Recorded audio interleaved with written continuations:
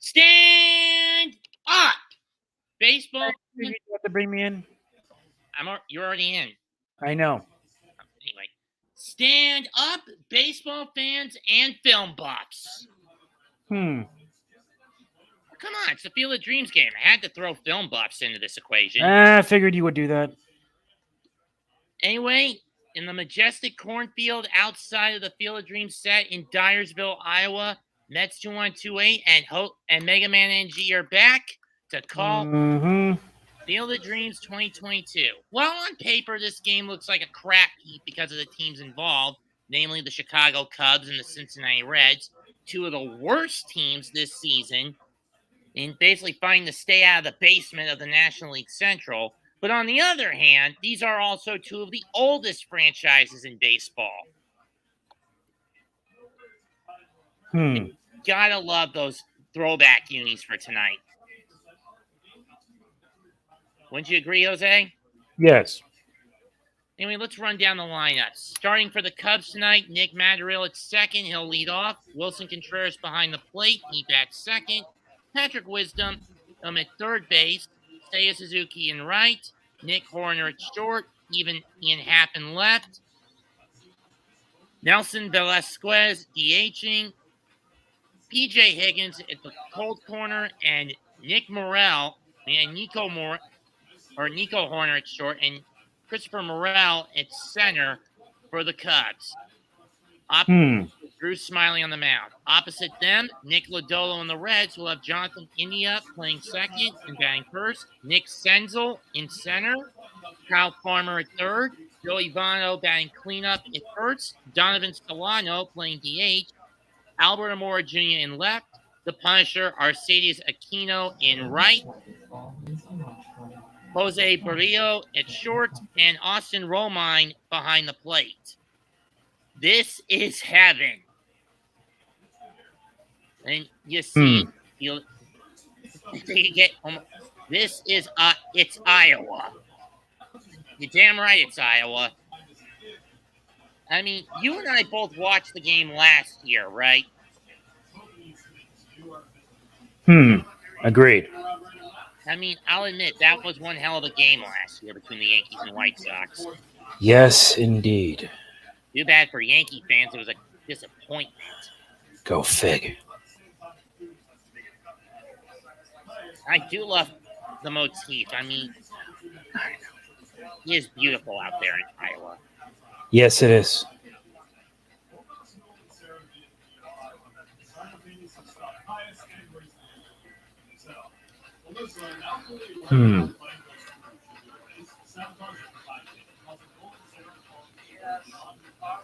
But you gotta wonder, who's in better position for next year's draft, Cincinnati or Chicago? Not sure. When you look at the Reds, one phrase comes to mind to describe how bad it's been. 3-23. Only 3 wins in their first 26 games. Now, I mean, sure, they've won 41 of their last 81, I guess. Yep. But still, with how bad the team's been this year, I mean, you even shipped out probably your best pitcher, Luis Castillo, to Seattle. I want you to get out. A couple of prospects at the deadline. Yeah, pretty much. Dumb move, if you ask me. I mean, I get the whole deal of draining draft capital, but come on. They're going over Reds manager David Bell, his grandfather Gus, his father Buddy, and his brother Mike.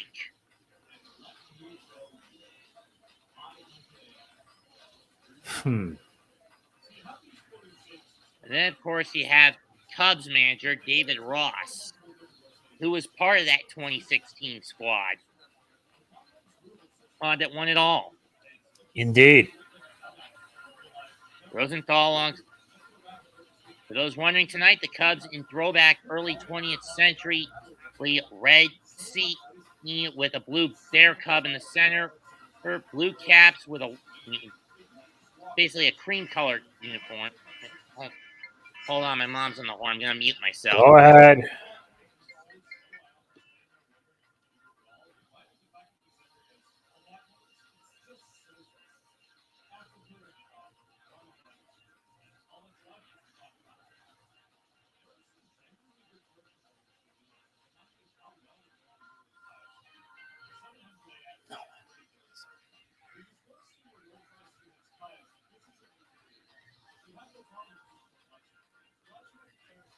I had a pretty shit week this week, Jose. I mean, my thermostat got fried over the week.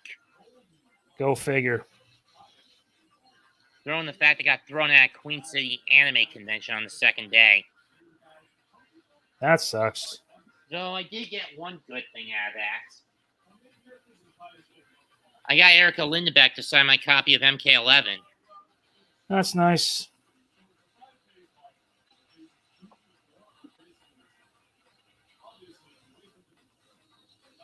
I was originally thinking of giving her my condolences over the death of Billy Kamitz, but then basically decided against it. Good plan.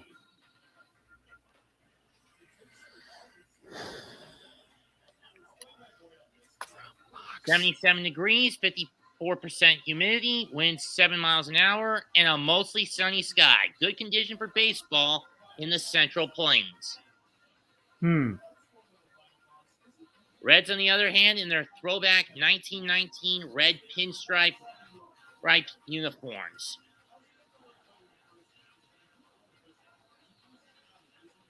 Of course, the caps for the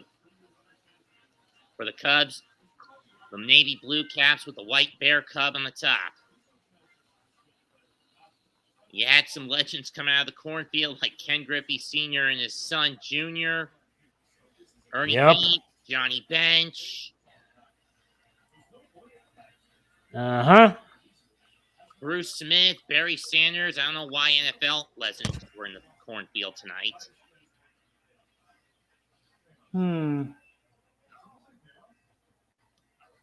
The Field of Dreams game. This should be interesting. And Nick Lodolo running, and there's Joey Votto running to his position at first. To be honest, I don't think a lot of teams are going to get much luck playing this game when you turn back the clocks. I mean, the only teams I do see that are going to play this game in the years to come, the Cardinals, the Dodgers, the Pirates, the Giants. We've seen the Yankees and White Sox. We're going to see the Cubs and Reds tonight. The Red Sox, the Braves. Good. Go figure.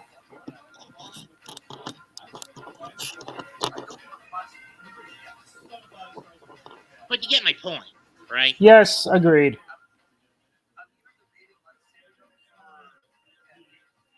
Lodolo this year, the rookie at 4.40 ERA, 3-3 record in 9 starts, 43 innings pitched, 58 strikeouts, 20 walks. Opponents are hitting .279 against him, 7 home runs. Not really a good start for this kid, but then again, he's a kitten wet behind the ears, so to speak. Agreed. I was actually originally asking Christian Atena to call this game, but he's doing the Patriots-Giants with Bad Dog tonight.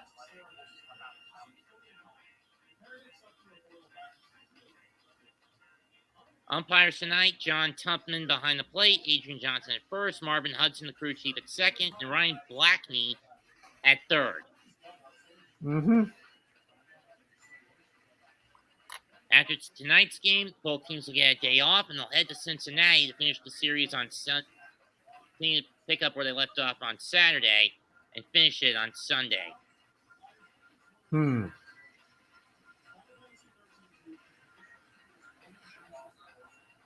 What's even funnier in baseball, or sadder, depending on how you look at it this year, is that the cross-state rivals for the Reds, the Guardians, they're leading the AL Central, and yet they have one of the lowest attendance numbers this year.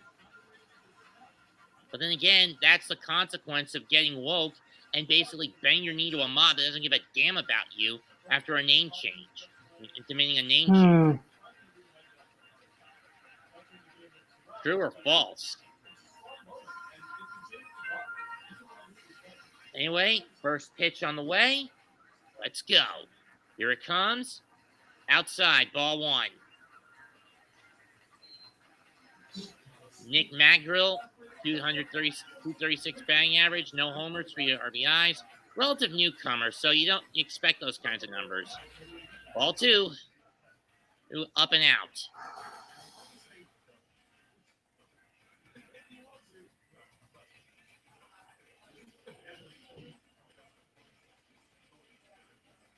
There's David Ross, Cub manager. 2-0 pitch. Line in the short, picked up by India. He's going to fire it, and he's got the first out. 1 down. Oh, wait, that was Barrio, excuse me. India's at second base.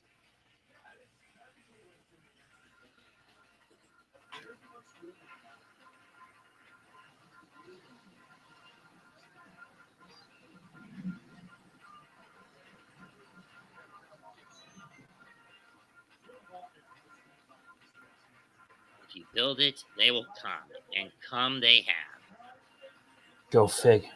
Wilson Contreras up next. 16 homers, 44 RBIs, 827 OPS, and a 253 batting average. Swings and misses over the top of one, 0-1.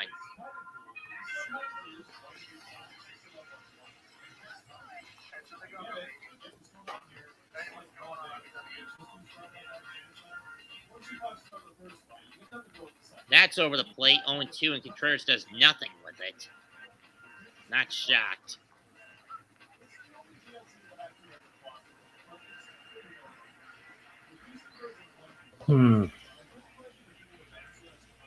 Here's the 0-2.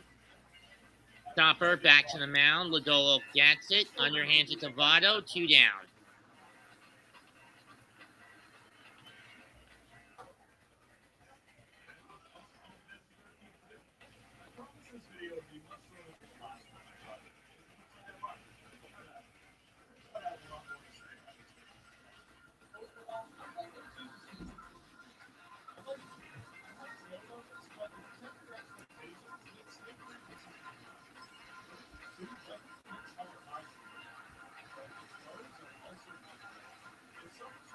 Strike 1 to Patrick Wisdom.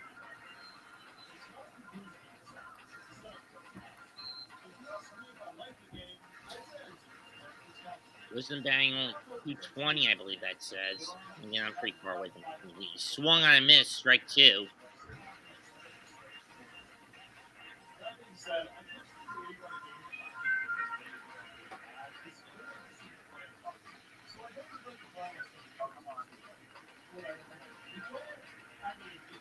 There's the 0-2. That's fouled to the backstop. From behind the screen to the back screen. 0-2 still.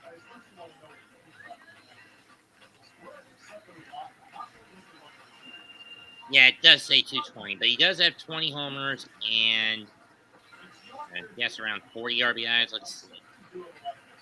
Patrick Wisdom this year, he's got 52. Did he go after it? No. And did it hit him? Yes, it did. So, Bring it on. Nope. Wisdom gets nicked on the foot, so he'll go to first. Yeah, got him right on the shoe top. Or actually caught him on the inside of his leg. That sucks. Here's Seiya Suzuki, 9 homers, 33 RBIs, 7.43 OPS, 0.743 OPS. Batting average around 250. Strike 1 on up over the plate.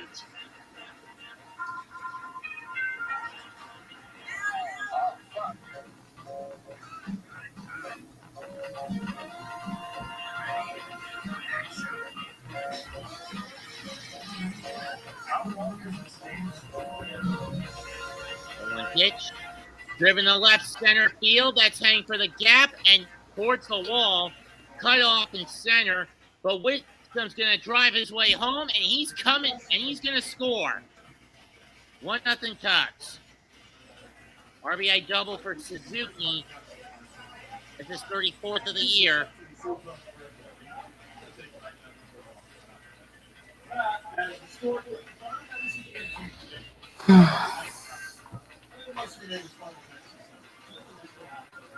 I mean, you got some good wood on that one. Indeed.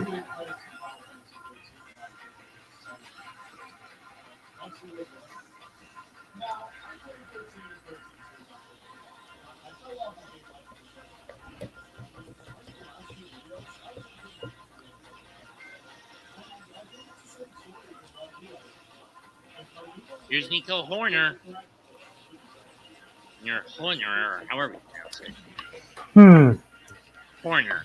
300 batting average, 7 homers, 37 RBIs, .763 OPS. Indeed. That one's fouled off, 0-2.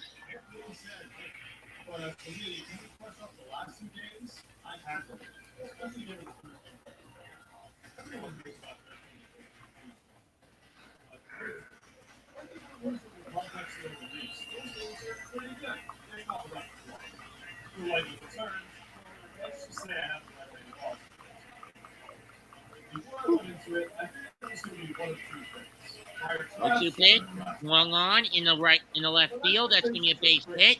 Here comes Suzuki, throw to the plate, up the line, and too late. 2-0 Cubs. That's number 38 on the year here for Horner.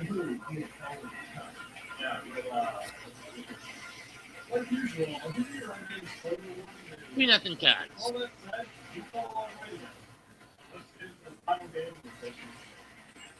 2-out single, and the throw going to the plate allows Horner to advance to second. That's interesting.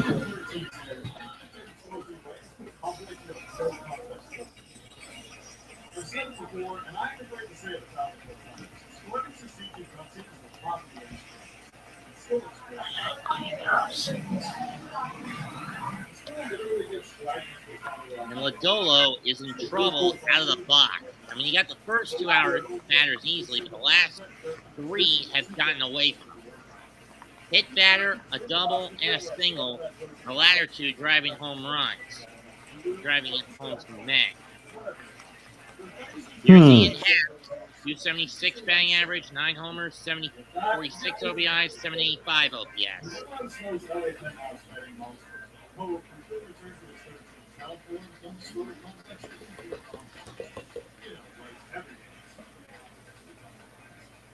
And that's going into center field for another hit. That's going to score for Horner. It's 3-0 Chi-Town.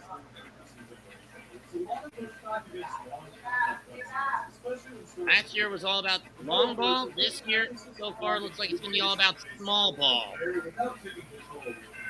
Or so it would seem. Came out of the gate.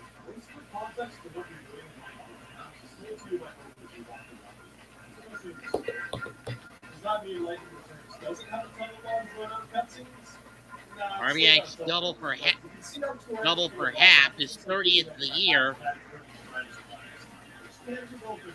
Senzel and Almora are getting a lot of work in the outfield so far. Here's Nelson Velasquez. 239 batting average, 803 OPS, 6 homers. Take strike 1. And 17 RBIs.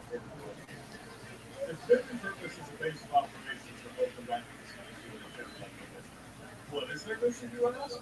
Well, in case you haven't noticed, the world's pretty good. 0-1.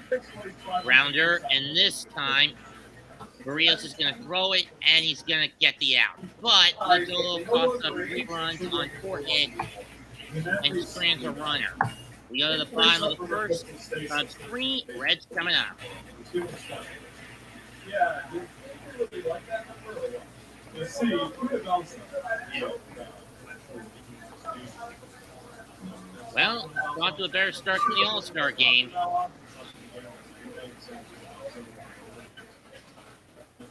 Would you agree, Jose?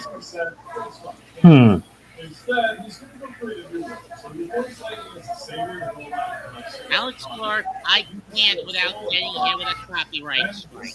So no, I'm not going to show the game. Control. know what I mean? Yeah. It's here with my normal video structure. It's going to a bit of normally, I talk about the gameplay first and explain the structure later. But the length of turns is so integral to every I pretty much have to go, wow. I'll never understand why those Samsung cells have that clamshell quality. I can never understand it either. The game takes place 13 days before the end of the world, and that isn't just another turn shift. You don't have a fixed time limit of 13 Not to mention AT&T has one of the worst cell receptions. The clock is constantly ticking down.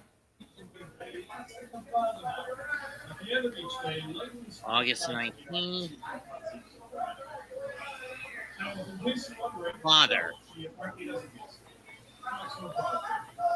the 13 days run out, you have to finish everything. Right. So much of this game revolves around this time. Beats. Never heard of this movie. Hmm. If you're not finishing the game and unlocking the final day requires you to do about 40 or so side quests, you don't have the luxury to look at the I think it's a good thing neither of us drink a lot of booze. Thank God. Granted, the only thing I only touch is hard lemon. Anyway, here's Drew Smiley, who the Cubs picked off last year from the Braves. 4-6 record, 14 starts, 3.97 ERA, 65 2/3 innings, 15 walks, 52 strikeouts, 11 homers coughed up. Opponents are hitting 266 against. So talk about a downturn, don't you think? When you consider that Smiley was part of the World Series team last year for Atlanta, they'll start facing Jonathan India, who's hoping to put the Reds' most recent series against the Mets behind him. First pitch, up and out, ball one. 7 homers, 24 RBIs, 693 OPS, and a 244 average for the young second baseman. High enough, ball two.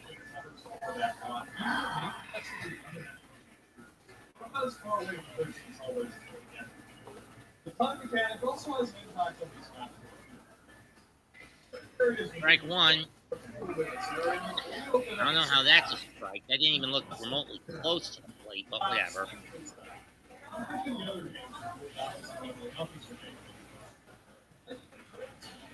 Oh, and that one hits India right in the kneecap. That got hurt. At least I think that got him on the knee. And he's gimping.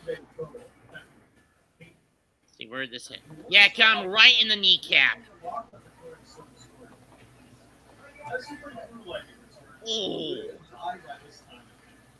Am I right? Yes. That is going to sting.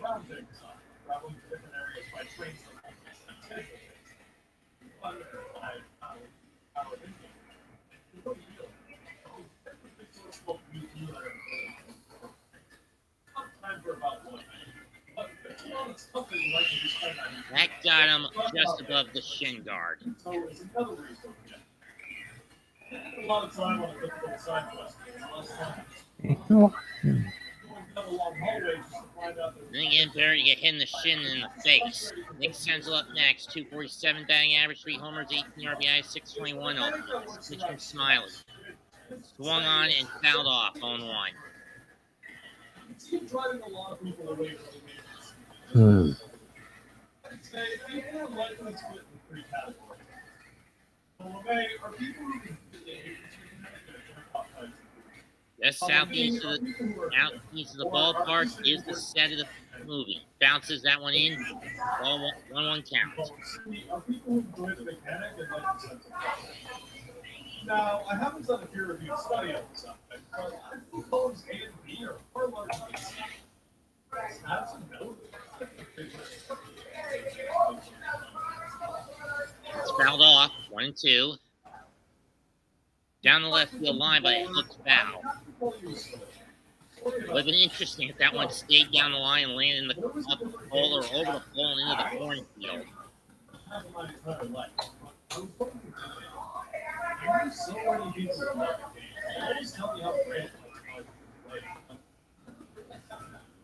I bought a nice pristine box. 1-2 pitch. Slapped it on my shelf. Ball 2, too low. The thing is, logically, you might have no reason to miss it. I didn't have a reputation for being hard. I liked it. There was just this logical hurdle between me and the time. I always kept thinking about messing up a few times in a row because it would screw over my entire play. Swung on and missed, strike 3. Get down, Senzel. Cal Farmer's up next. When you look at the batting average of this Reds lineup, it's horrible. I mean, only Solano has one anywhere near the 300 mark. Hello, Darwin. This is all a roundabout way of saying, Long time no see, kid. mechanics are not something I look forward to. And I was definitely not looking forward to Strike 1 to Cal Farmer. Farmer, a 255 hitter, 6 homers, 51 RBIs, and a 698 OPS.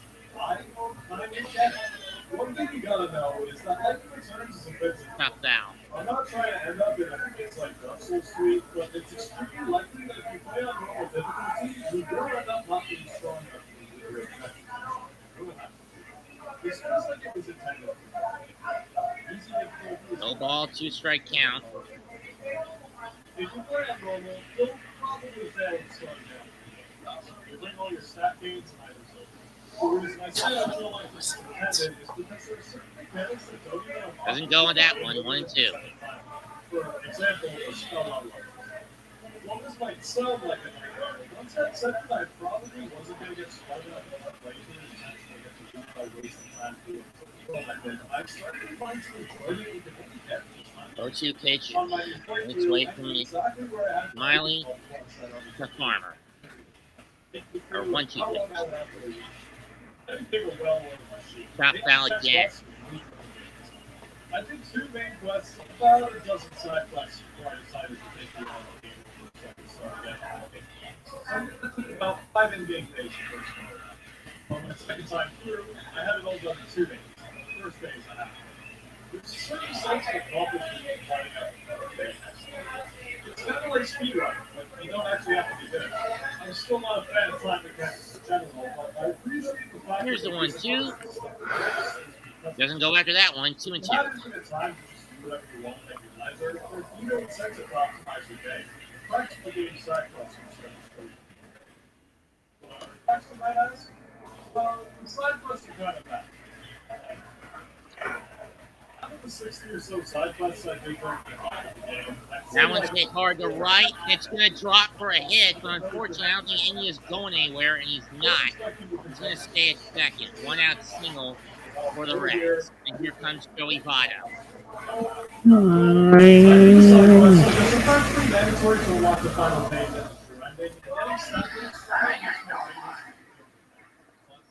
Side quests themselves actually made me want to. It was fun for a while, especially when I was still in awe about how much time I saved compared to my first 4 11 homers, 41 RBIs, 732 OPS, but only a 219 batting average for the 15-year vet. One of his worst years. But then again, he's been going downhill since 17, in my opinion. Ball 1. Time limit other results gives you is really, really. But game 7, I already pretty much cleared up everything I needed. All my days for the year as a pitcher. Look, I'm going to assume everything. And I'm sure for some people, Strike 1. I'm just pretty confident that the average player is probably going to need about half the time. I can just stick one side there and screw away the side quests, so it doesn't need all that. Without the time pressure, it's just my most easy. Something wrong, Jose? Nothing. I'm a bit too excited. Plus, I'm just trying to like make things a bit more orderly for my laptop. Votto pops Yeah, one because out I'm to also left. rendering Live a Live. Grab. I was trying to do a no-hit run, but then I realized I screwed something up. But I And made a what backup catch save, and from I'm left by Happ as he stumbled, but he got it. Throws it back in, 2 down. Were you playing Dread again? I was playing Live a Live. Do you know what Live a Live is? Or Live a Life? Live a Live is a remake of the 1994 game that came out for the Super Famicom. Oh. I mean, seriously, Hap actually tripped when he caught that ball. That gotta hurt. Well, not really. I thought that ball would go further than what it did. Anyway, here's Donovan Solano. Strike one. Solano, as I mentioned, been the Reds' best hitter, 298 batting average, but he's only got 3 homers and 16 RBIs with a 791 OPS. And then again, this is a Reds offense craving runs, as they only average 2 throughout their entire series with the Mets, and he pops that one out to center, and Suzuki will call off Horner for the out, for the catch to end the inning. So only a hit and 2 stranded for the Reds. We'll go to the second, 3-0 Chicago. 3-0 already? Damn, Chicago must really be amping things up if they're going to make a deep playoff run. But we know that's not going to be likely. Cubs are 45 and 65. Which means they may be falling short of a wild card berth. Mathematically, they don't have a shot. And the only reason they may have a shot is how bad the NL Central is. But they're still like 15 behind St. Louis. Mathematically, their shot to get into the postseason is very slim. Granted, not as bad as Washington, whose magic number for elimination is now down to 14.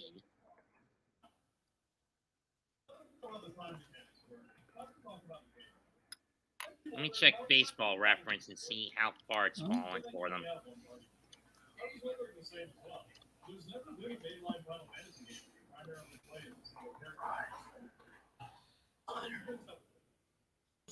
Yeah, Washington's elimination numbers at 14, Cubs at 37, Reds at 36.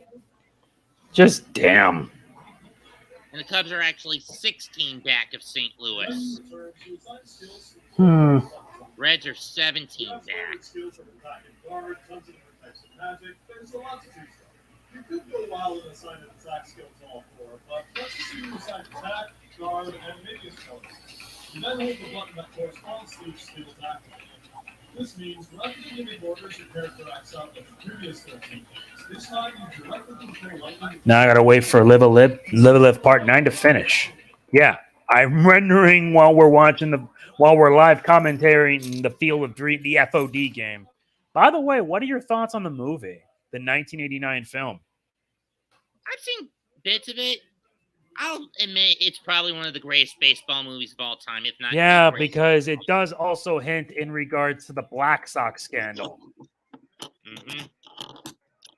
But I mean, for the nostalgic view of seeing people in those old-time uniforms and costumes, and the passion and care they put into it. I mean, you do know that this is actually based on a novel in 1982 called Shoeless Joe, right? Yep, Shoeless Joe Jackson. And they brought a lot of talent. Kevin Costner, Amy Madigan, James Earl Jones, the late Ray Liotta, God rest Billy his soul. Crystal in a cameo, Burt Lancaster. Anyway, we go to the second. Driven to right, but foul by, let me see who this is. P.J. Higgins. 281 hitter, 5 homers, 82 OPS. Yep.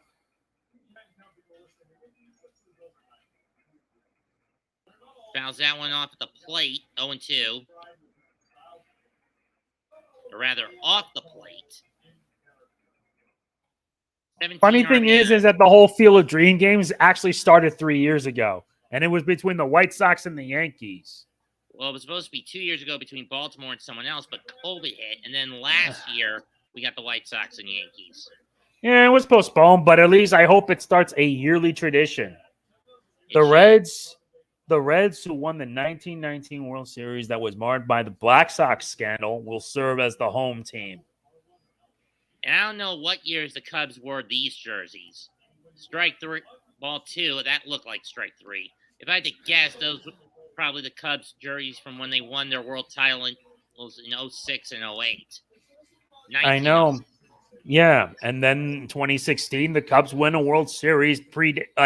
like predating that thing that was in Back to the Future Part 2 by about like after a year. I find that hilarious. True. But then again, I actually picked after the Mets got knocked down in the 16 playoffs, I actually picked the Cubs to win as a joke, and the joke actually, and I ended up being Crow that year. Mm-hmm. Here's the payoff to Higgins. Pops that one foul behind on the plate and out. Full count still. Mm-hmm. But then again, do you view the Cubs as the ultimate definition of the lovable loser team? They may be lovable losers, but they're a good kind of lovable losers. Payoff pitch. Got him. Sit down, TJ. At the knees, and he didn't chase it.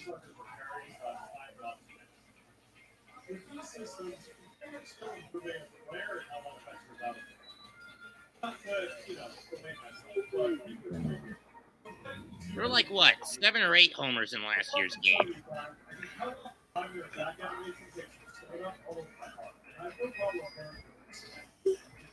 Swing and a miss by Morel. 263 batting average, 792 OPS, 10 homers, 31 RBIs. He's been a bit of a hidden gem for the Cubs this year. That one bounced in 1-1 from Lodolo. Then again, I haven't been to a Reds game since 13 when they were actually still competent.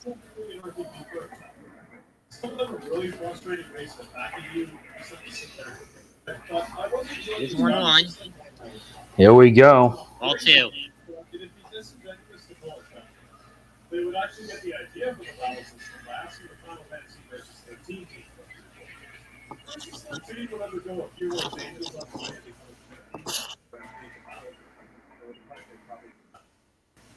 Long I missed that one. 2-2. Especially with the holding down the left to the pass. The strength that with the center showed to some players last game. The combat is more action. Combo, tackle, ID. Full count.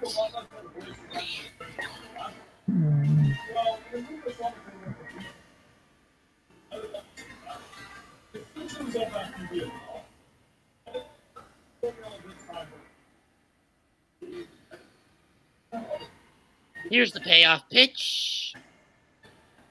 Got him. Sit down.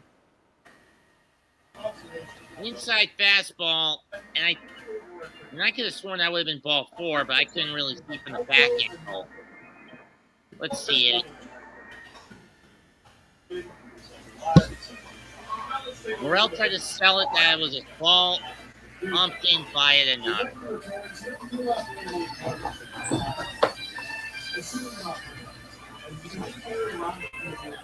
Back to the top of the order.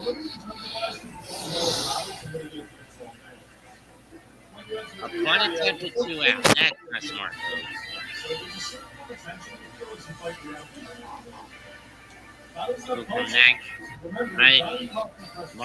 Madrigal.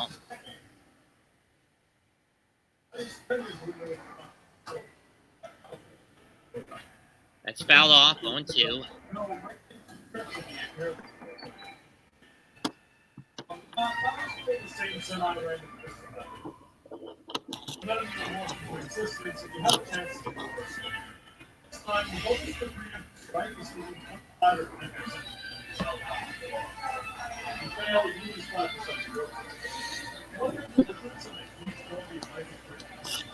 That's up and in. Ball 1.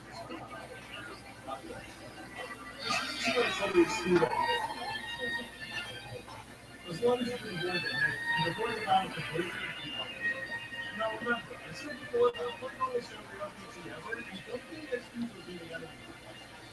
That's fouled off. If that's the case, then what's the point of playing easily done? Scotland's outside. Why not just avoid it? Well, aside from sometimes they used to go out from sideways, these enemies can be that resource and problem. You can do a lot of stuff. 1-2 pitch. Foul off again. For 1-2.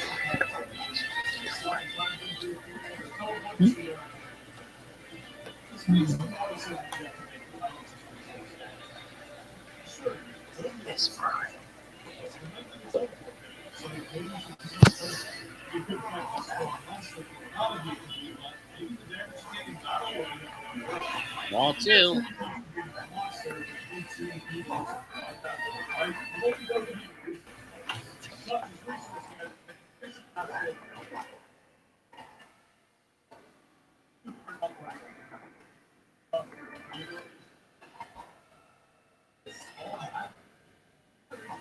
Ball 3. So the last two batters, Lodolo has pitched himself into a full count after getting ahead.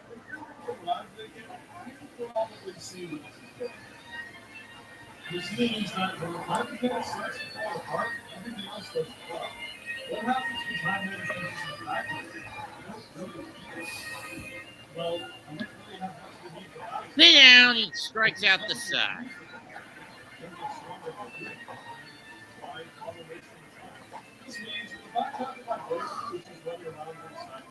So the Cubbies go down quietly, all three striking out, staring at it. Jesus, Chicago, what are you doing? What the hell are you doing? It's the second inning, and you're leading by 3. How are you guys falling apart like this? Let me guess, the bullpen's been shit? More than 2 each game against my Mets.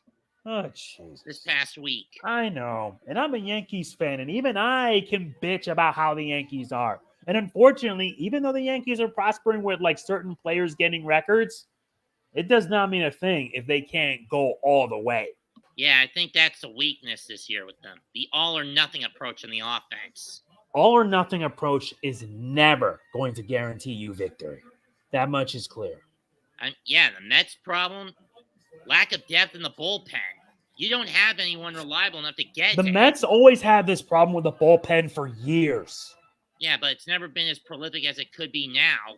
Even when the Mets now have a new owner, their problems still are intact. In my opinion, the Mets need to do a full-on purge. They may as well just hit the reset button, fire everyone who's incompetent, and bring in people that can actually get the Mets into being a good team again. They haven't won a World Series in almost 40 years. Or by this point, it would be 36 years. Yeah, I'm willing to admit that, but for the most part, we did do that during the offseason. I mean, I bitched. If you watch any of my videos, last year, I bitched and moaned at Luis Rojas and his lack of logic. Like when it came to how he handled the pitching core.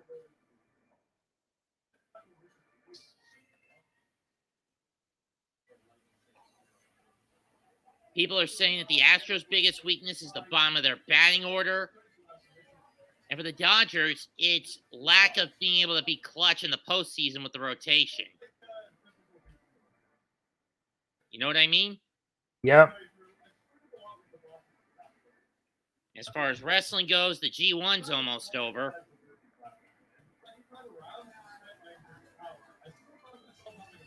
We've had quite a few eliminations.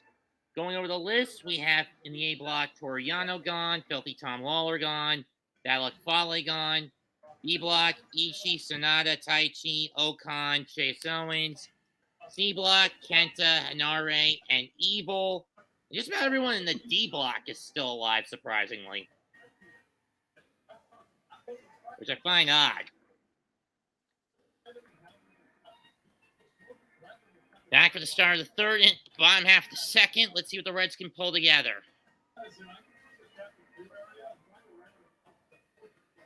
Here comes Albert Almora Jr., a former Cub who was, like Ross, part of that 2016 team.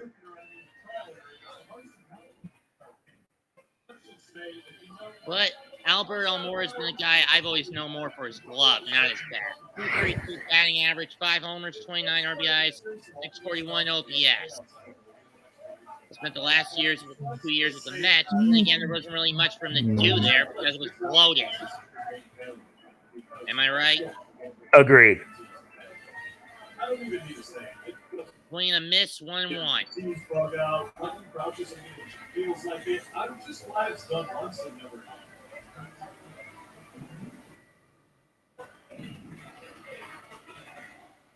bounces into the dirt. 2-1.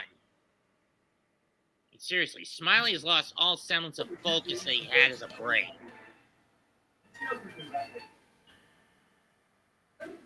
Well, the hitting core hasn't been the problem with the Cubs this year. It's the pen that's been the nose in the bullpen, and you extradited the problem by shipping David Robinson back to Philadelphia.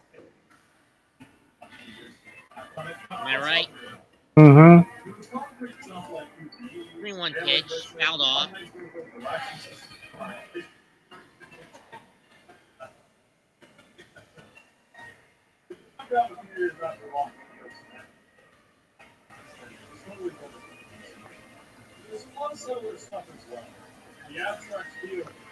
Payoff pitch chopped off at the plate. Wow. Those cornfields are looking right. Too bad it's sweet corn and not edible corn. At least the one's not in the. At least the one's in the ballpark. Did he go? No, he didn't. Ball 4. So a leadoff walk for the Reds. Second time they had a leadoff man reach base.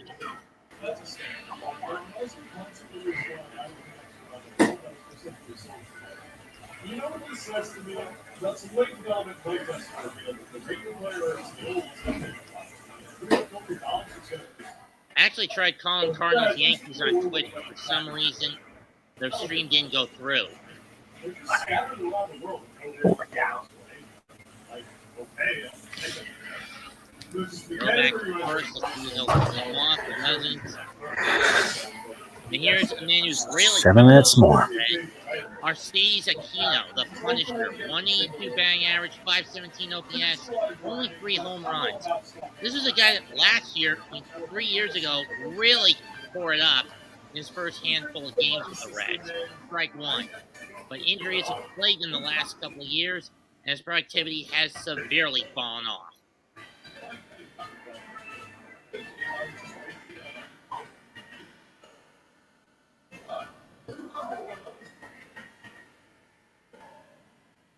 All 1.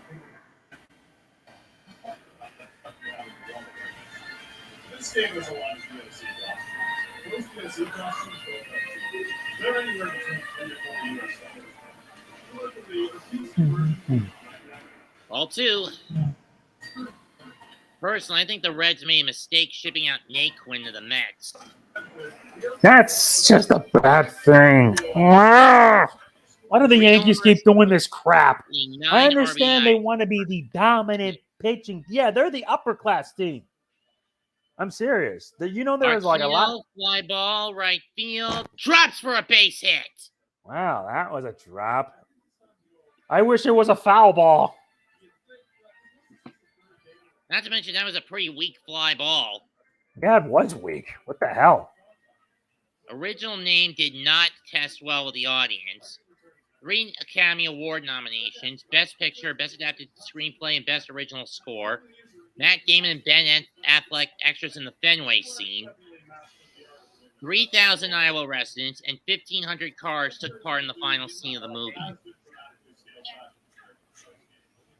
From what I understand, all 3,800 residents of Dyersville at the time actually took to the crew like family, like they were one of the family. Know what I mean?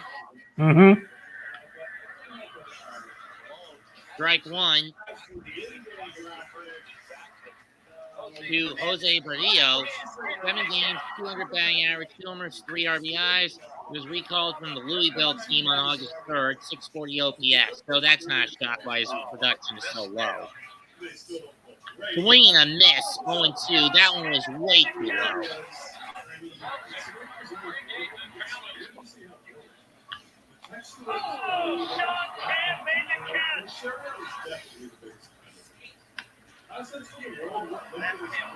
I mean, I bet you're happy the Yankees got rid of Gallo. Mm-hmm. Not that it's helpful. Swung on and missed, strike 3. Sit down, Barrio. Second strikeout of the night for Smiley.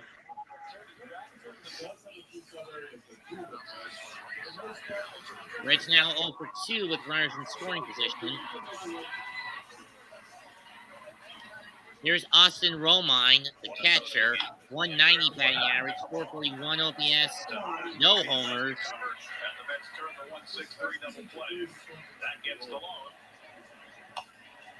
Strike one. And no RBIs, 8 out of 42 this year in terms of his hitting. But then again, he's not used much by the Reds. When it comes to being behind the plate, they usually turn to Mike Paperiski. You watching that Mets Marlins game from 15? Yeah. Mets Marlins game from 15. And how the Mets almost could have made the World Series, but they blew They it. did make the World Series. You mean almost won it? They almost won it. How they won it would have been a big deal. I mean, the minute I heard Gary say behind the back flip and he got him, that's Yeah, and I grew to like Bartolo Colon. He's just like he's this one pitcher. He's just this one player that's just so likable.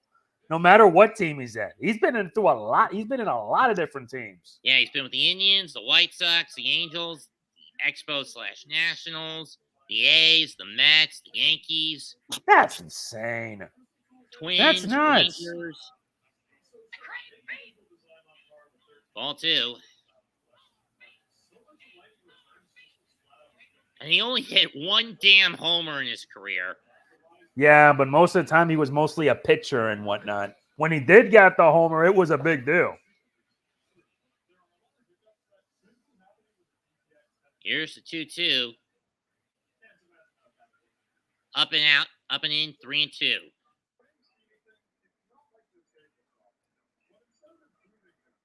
I don't think the runners are going to take off on this pitch.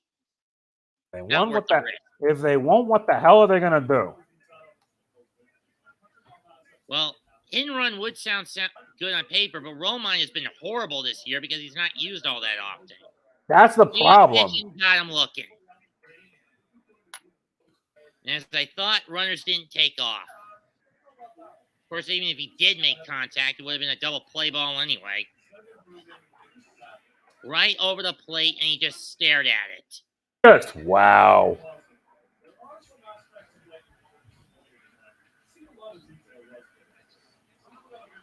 Jonathan India up next. He got plunked in the knee, in the kneecap on his first at bat. Ah, jeez, that's painful.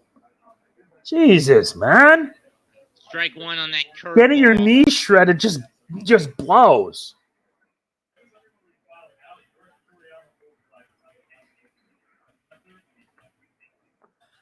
Man, that's nuts.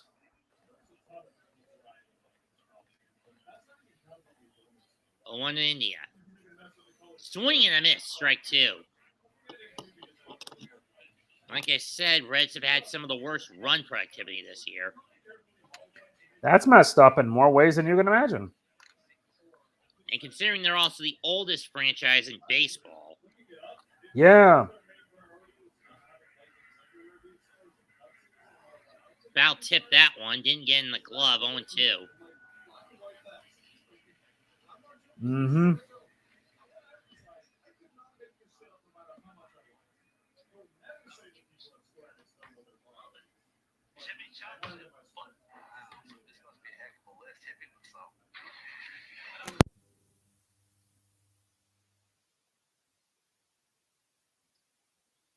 Here's the 0-2 pitch. Got him. And Smiley pitches himself out of trouble.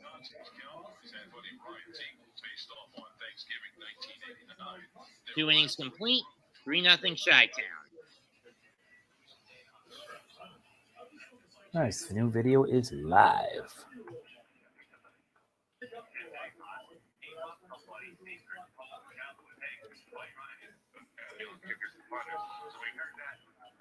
Excellent.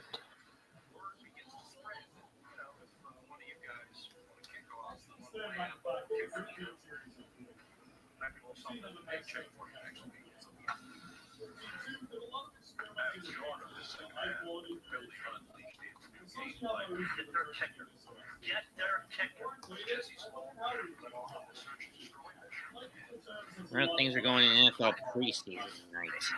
Yes, indeed.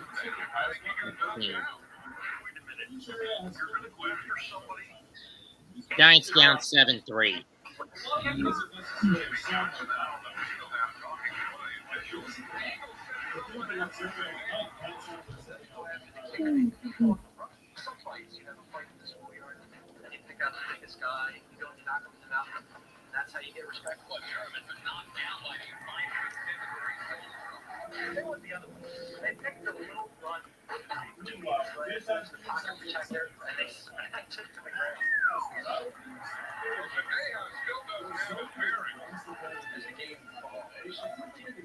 Thank you, Chris.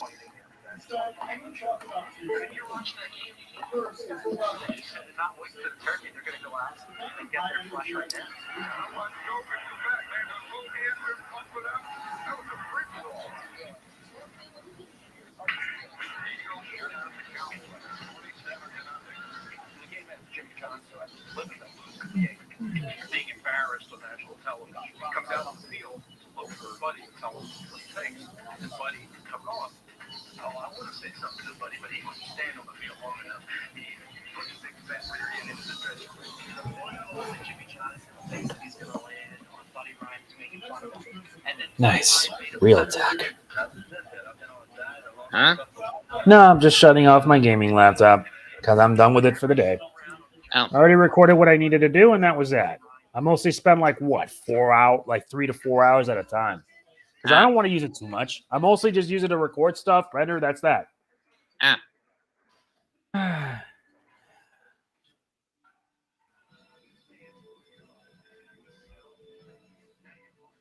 Joey Votto now about to get mic'd up. We're now top of the third inning. Yep. And Wilson Contreras leading off for the Cubs. Ball 1.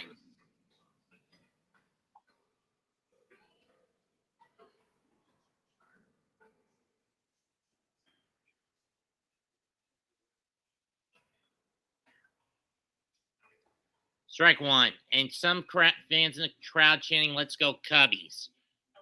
Personally, I find it BS that WGN cut off all Cub game broadcasts down here. There several years ago.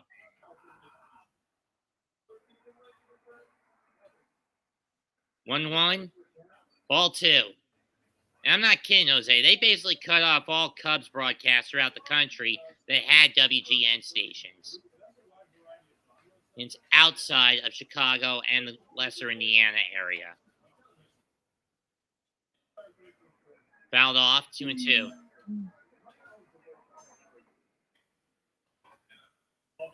Even then, WGN will no longer cover Cubs games anyway, or White Sox games. Games since the contract ran out a couple of years ago. You know what I mean? Indeed. 2-2 pitch. Ball 3.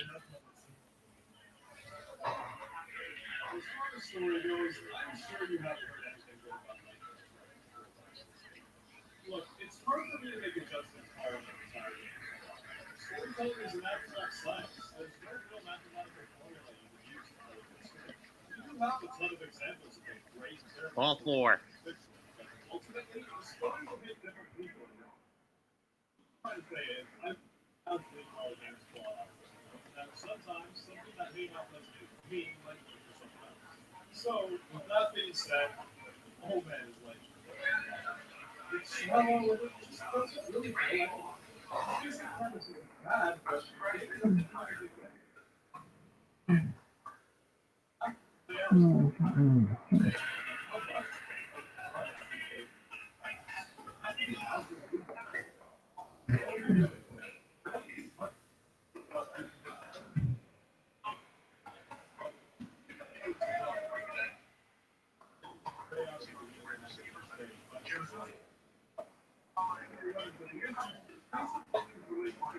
Strike 1 to Wisdom.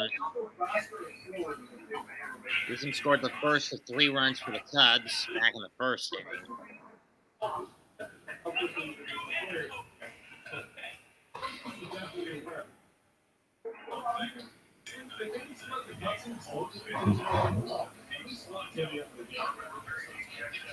Whenever I do the storytelling games, I go back to the story I heard from Coffee about In this last station. This one's only going to be a single. Oh, Contreras fell down. He tweaked his ankle, and he's going to be tagged out. That's an oof. He's clutching at that left ankle badly. I think he may have twisted or sprained it as he came around second and tried to pull up.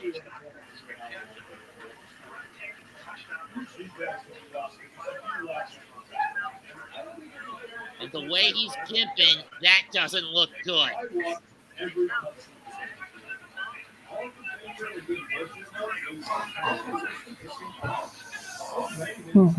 I'm not even sure if he's going to be able to continue with that injury.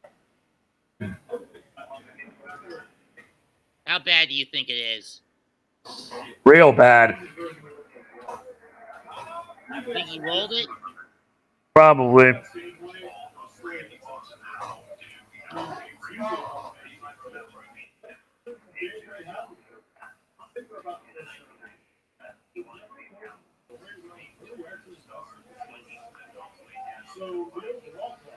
Let's see if we can get a replay on how it happened. Either way, he's coming out of the game. And that's going to be a hit to my fantasy team.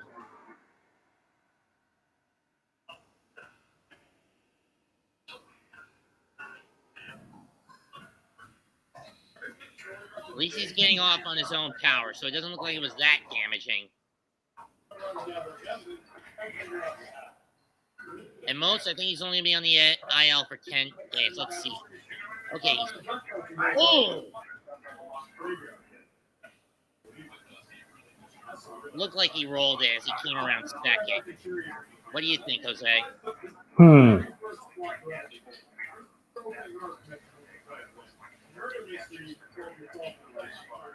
Think he twisted, rolled, or sprained it?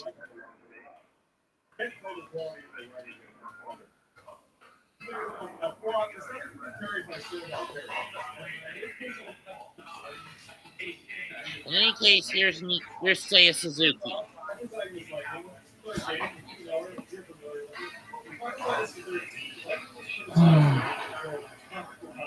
What do you think Wisdom did to that ankle? I'm not certain. I know it's going to suck badly, that's for sure. Well, in any case, ball gets away. I don't know if that's a stolen base or for Wisdom or a pass ball on Lodolo. Or a wild pitch on Lodolo. Ball 2 anyway.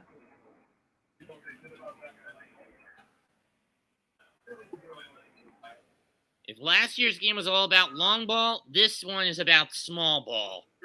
That's going to hurt. You saw the injury? Yep, that is some severe pain. Man, it's got to fucking hurt.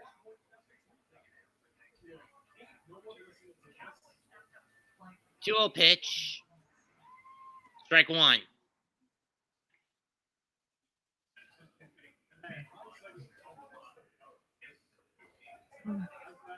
I think he twisted it.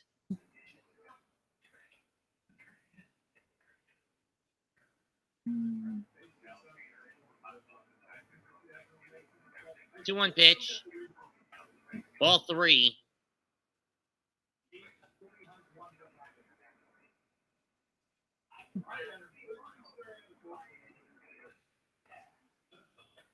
Okay, they're listing it as a stolen base for Wisdom. That's his 7th of the year.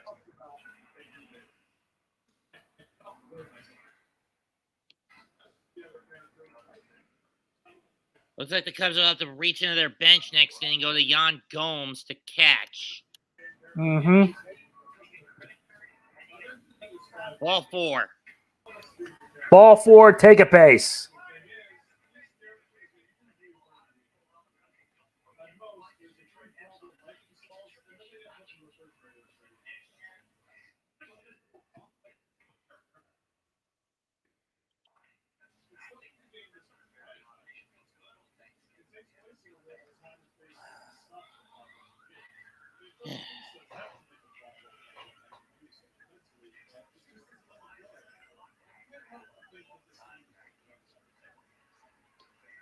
Next up, Nico Horner, who has an RBI single, and he fouls that one off, 0-1.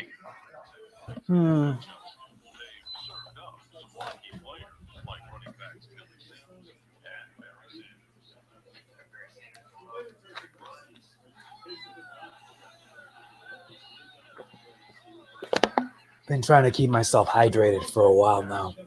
Don't blame you. Yeah, the weather's not as bad today compared to how it was like the day before. Shot But foul. man, it was humid as hell. Trust me. You should have seen me at Queen City before I got thrown out. My Ezio costume, I was sweating like a stuck pig. How did you get thrown out?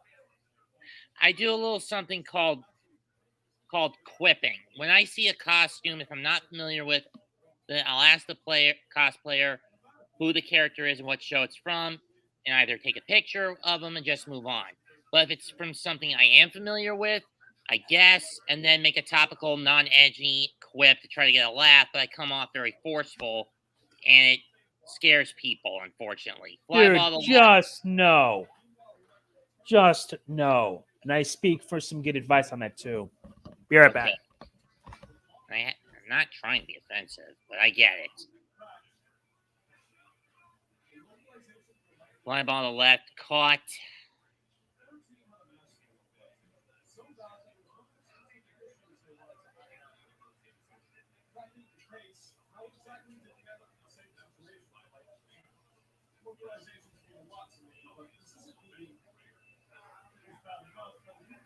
I figured he'd say no to that. Shot foul. Strike one.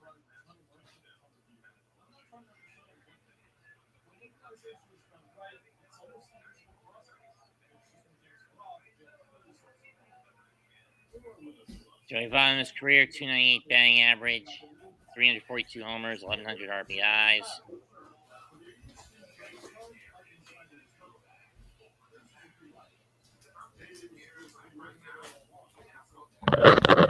All one. So I'm going to keep myself entertained. Or hungry, at least. Yogurt pack. Juice bar. Votto, 48 career homers against the Cubs of his 342. 1 ball, 1 strike. To half. Warner flew out to Almora Jr. while you were getting your snack.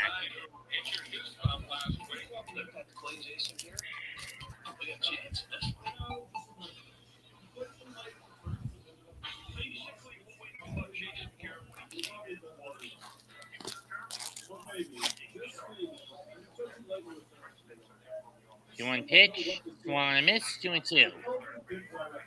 Looks like Lodolo's only a pitch away from pitching himself out of trouble.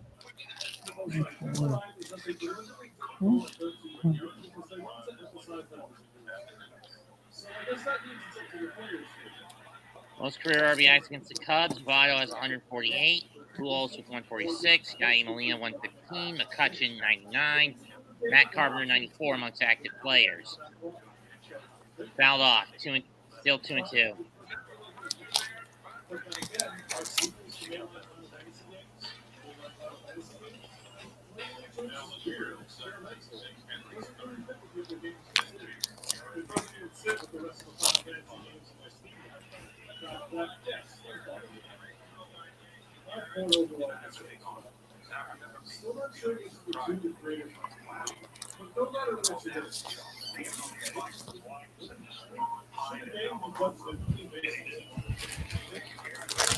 Swung on and missed. Strike 3.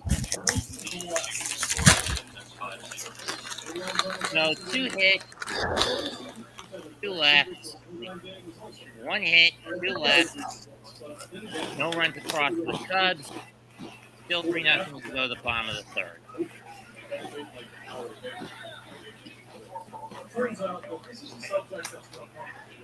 What game's on your TV, by the way, Jose?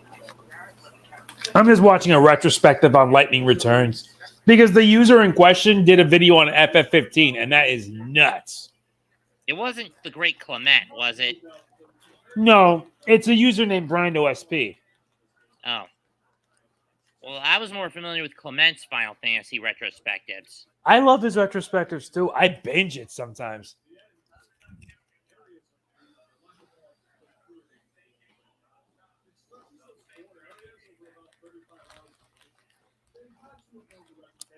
But then again, I've only played and beaten one Final Fantasy game in my life.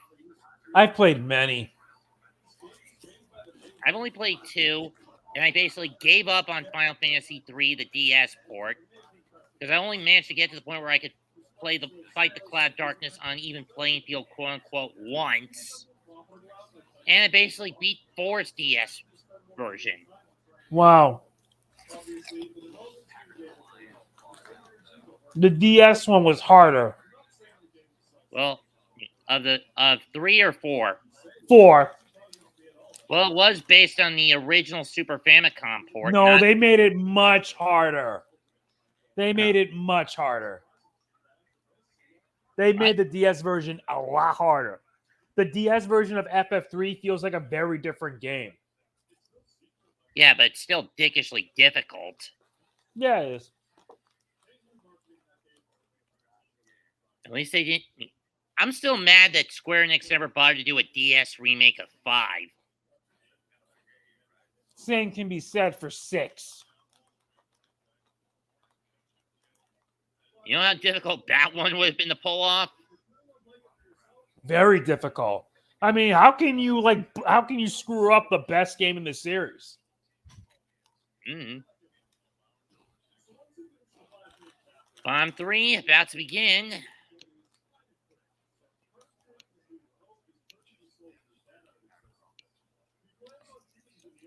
It'll be Senzel, Farmer, and Votto to do up. Other games going on. Boston leads Baltimore 3-0 in the bottom of the 4th at Fenway. Guardians edged out the Tigers 4-3. Astros beat the Rangers 7-3. Royals toppled the White Sox 5-3. Pirates got crushed by the Diamondbacks 9-3. And the Rockies held on to beat the Cardinals 8-6. And the Marlins shut out the Phillies 3-0. Pitch from Smiley. Towards center. Pick the cut off and thrown out on the first pitch by Magdrill. And as suspected, Yan Gomes now in for Wilson Contreras.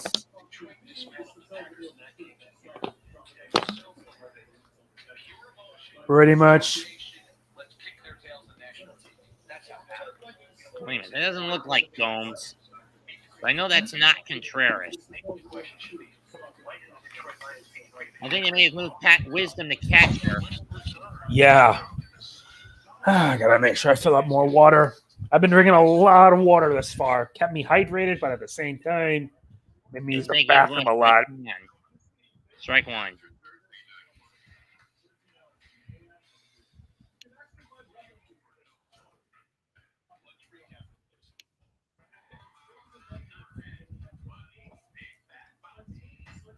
Strike 2.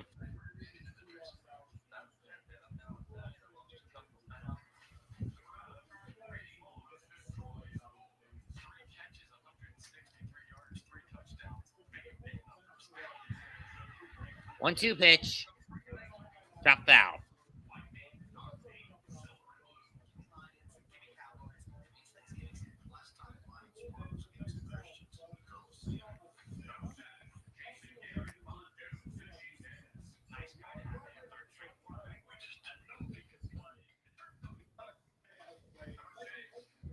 Swung on a miss, strike 3.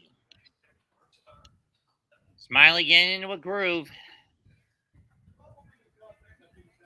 Jersey Mike's above and beyond. Joey Votto topping the franchise in walks, 3rd in runs, 3rd in RBIs, 4th in hits, 2nd in homers for the Reds. 1,337 walks, 342 homers, 1,100 RBIs, 2,000 hits. Strike 1. Votto flew out in the 1st inning. But again, of all the down years he's had, this is the most down he's ever been. Strike 2. But then again, he's on a team that's regressed to crap since at least 2014, the last time the Reds even sniffed the playoffs. Am I right? Mm-hmm. 0-2 pitch. Almost hit him.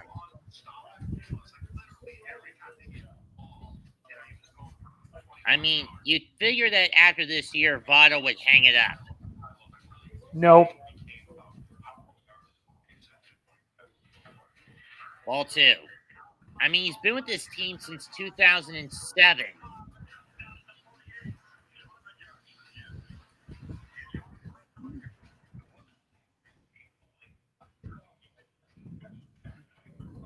People may call him the current era Mr. Red, but hasn't really produced much this in the past few years. That one's fouled off.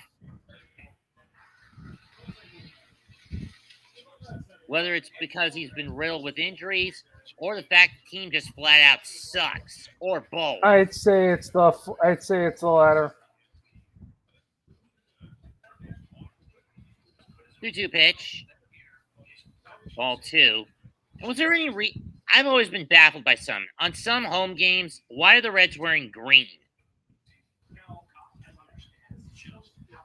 That never made sense to me. Highest career on-base percentage since 81. Votto's among the top dogs at 400 plus. There's ball 4. He's on with a 2-out walk. Second walk issued by Smiley. Here's Solano.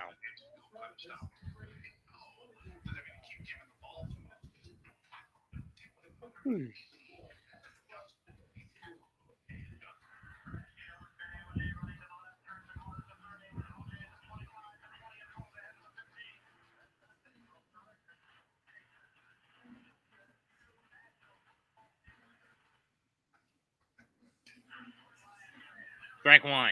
But then again, when you look at the Reds' bets, there's not much hitting power there either. Kyle Fraley, 209 batting average. Paparizzi, their routine catcher. You know what his batting average is when compared to Romines, Jose? Yeah. 135. Wow. Matt Reynolds, 249 hitter. Alejo Lopez, 242. 1-1 pitch. In the left field, base hit. Hap cuts it off. Votto will stop at second.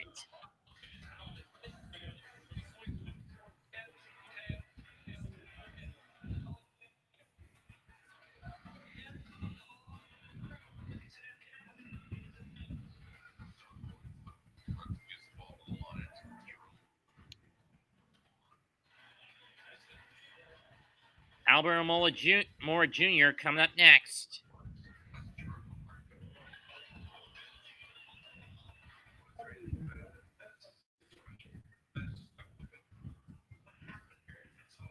Strike 1 by Smiley.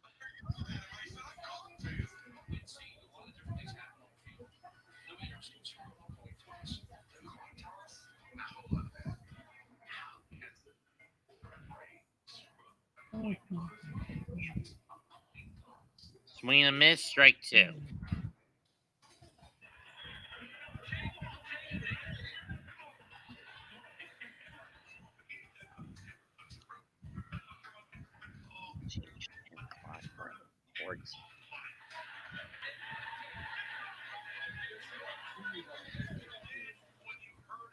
Here's the 0-2 pitch from Smiley.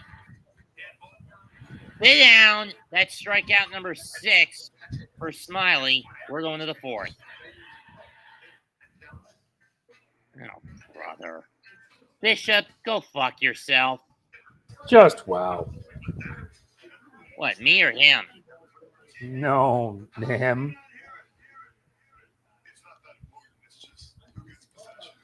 Bottom of the 3rd and still nothing yet. Top of the 4th coming up, actually.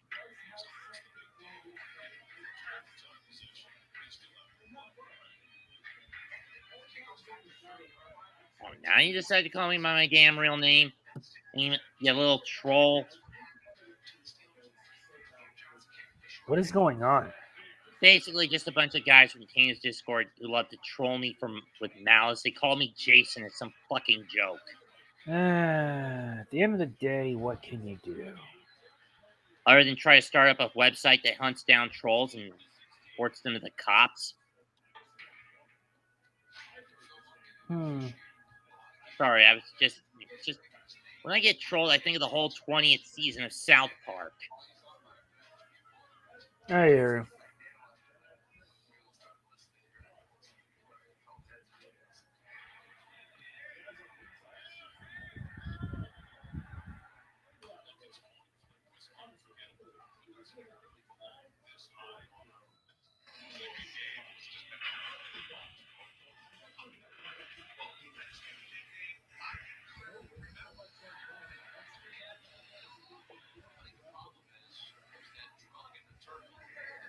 Rack. Papa John's. Gross. Papa John's are just gutter trash. I'd rather go to an actual pizza shop and eat their pizzas there. You get a slice for $1.50 and you can take it with you to go. Papa John's don't do that anymore. I miss Amboys on Staten Island.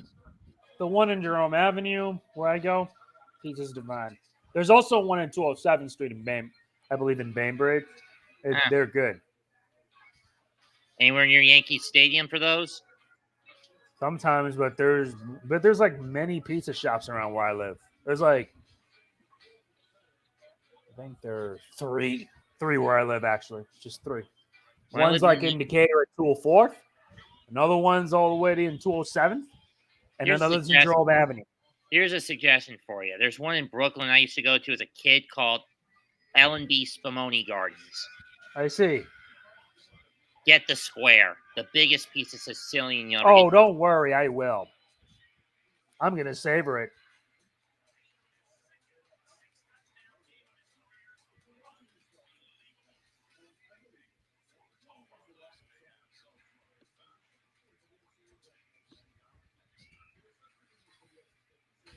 Fouled off by. Let's see, who is this at the plate? Velasquez, 0-1.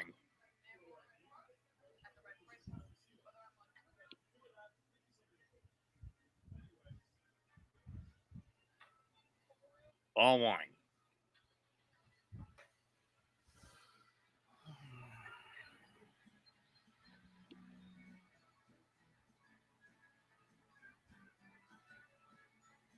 Yeah, that's odd. Lodolo's predominantly a southpaw, yet, but he does everything else right-handed. What is up with that?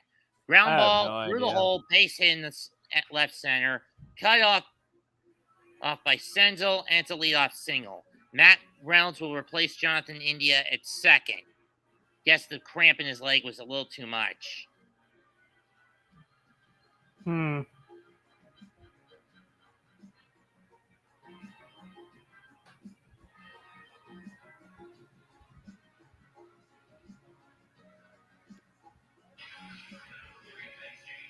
Though to be fair, I don't blame the Reds for erring on the side of caution to take India out. Do you? I don't blame him either. Throw to first, not in time, as Velasquez gets back.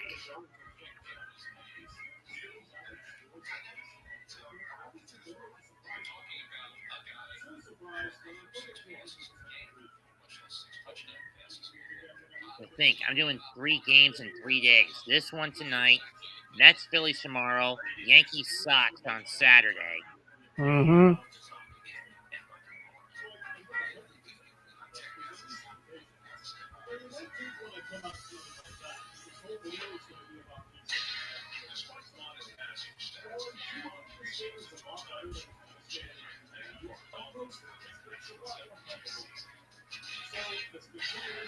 Ball one.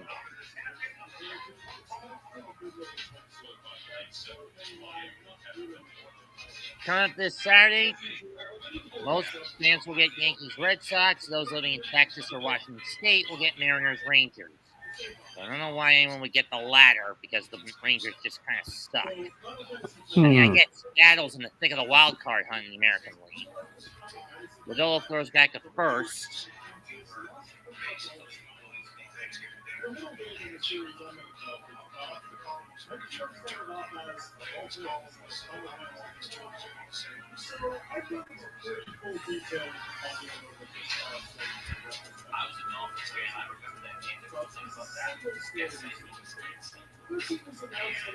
Velasquez takes off. Ground ball. Base hit in the right field. That's going to move Velasquez to third as it was a hit and run. And runners at the corners and nobody out for the Cubs. And if I'm the Reds, I would concede the run on the double play ball if they move it in. Right? Mm-hmm. But that's only if it's hit to the left side. If it gets hit to the right, it's a straight line back to the plate. I think. But then again, the geometry of a baseball diamond has not been my bread and butter. Lodolo getting taught to calm down. Premiering Sunday, September 11th, the new TV series Monarch.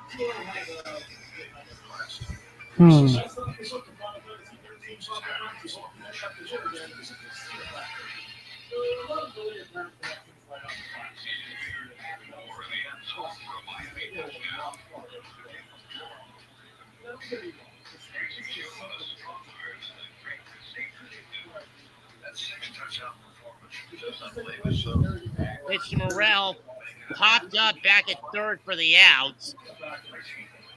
So no runner advance, and the Reds could get out of this now with a double play ball.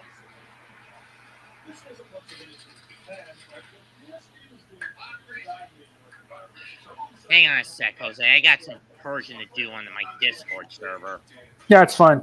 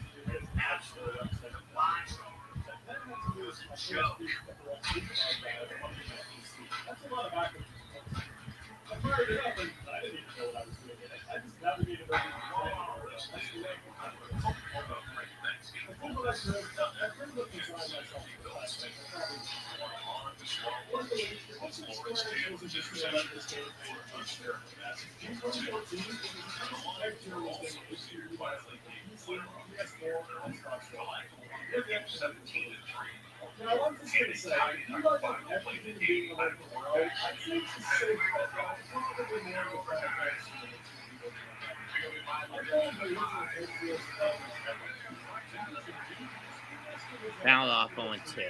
Looks like someone trolled me again. God damn it, I hate that shit. And Chasers, why don't you go cut your own? Why don't you do the world a favor and back off from me, because you've been nothing but a parasite. I don't need you ruining my stream tonight. 0-2 pitch to Magical. In the center, base hit as it drops, bobbled by Enzo, but it's going to score a run. Everyone else moves up a base. Another RBI for the Cubs. 4-0 Chicago.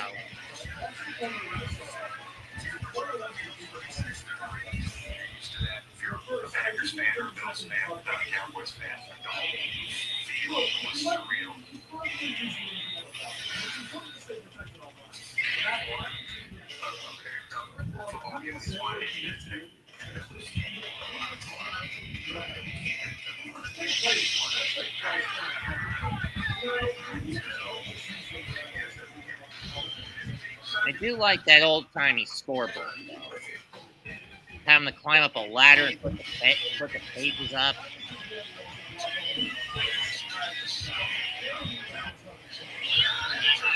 Fouled off by Contreras, who was still in the game, which surprised me.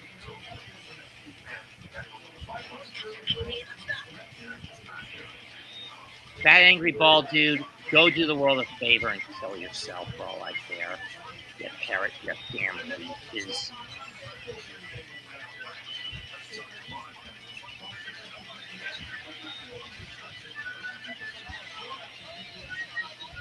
Ball one.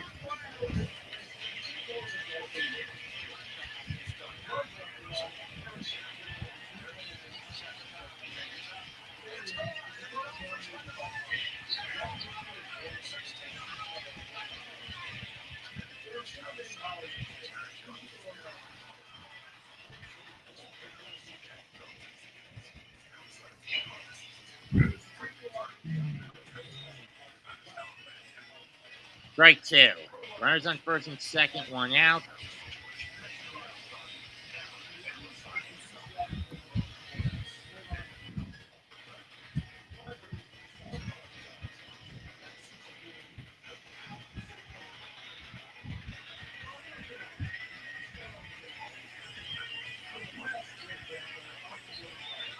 That's driven to right, but playable. Caught by Arquino. They'll throw it in. Tag throw. Got him! Double play!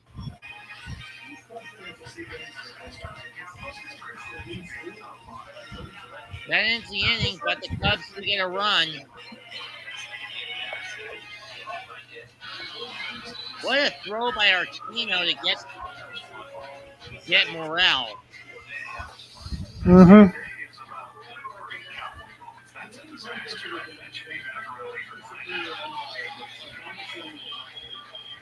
Or Higgins, I should say.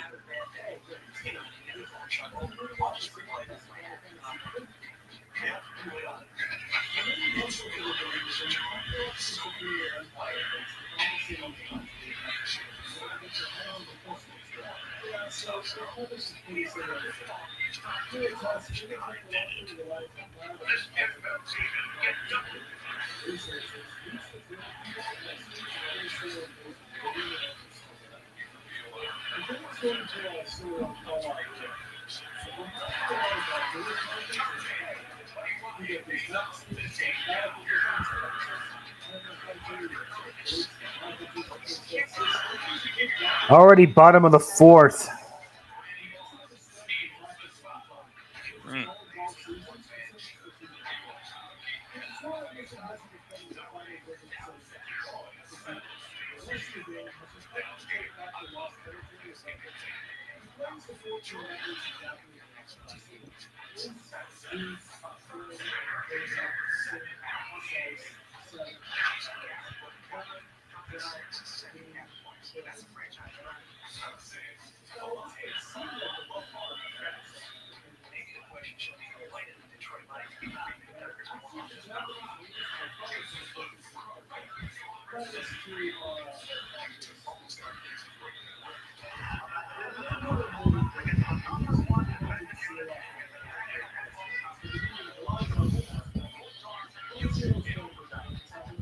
Three and a half innings complete.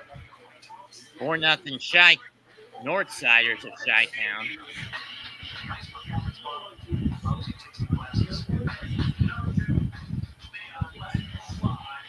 In your opinion, what's the worst Final Fantasy game?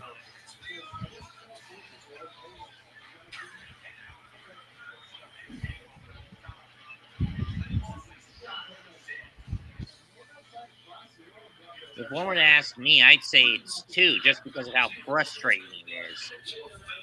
Yep. I mean the original 2, not the North American 2, which was actually 4.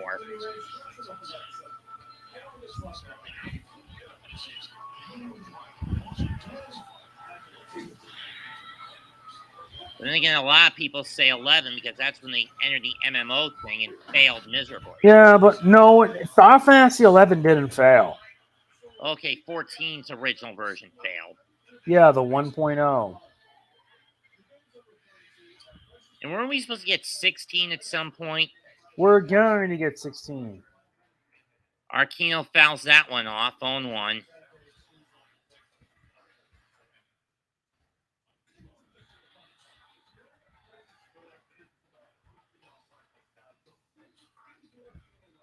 Ian Happ now mic'd up, saying he didn't expect to be as close as he is to the original set this week. Fouls that one off. Arquino singled his last at bat. So Contreras is still in the game. I don't understand why Ross didn't take him out and replace him with Yanni Gomes after that ankle roll. It looks like Contreras is convincing him he's still okay to play. I don't know about that move. Did he go around? Yes, he did. Strike 3. Strikeout number 7 for Smiley.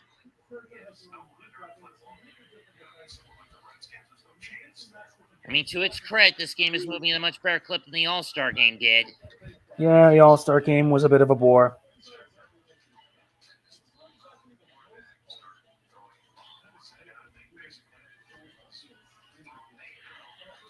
Jose Barrera to the plate.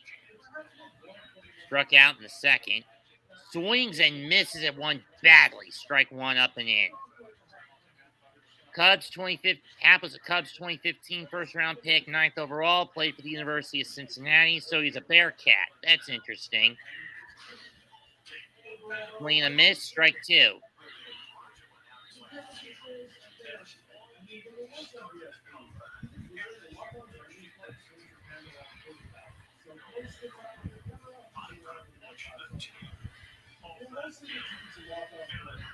Here's the 0-2 pitch. Fouled off.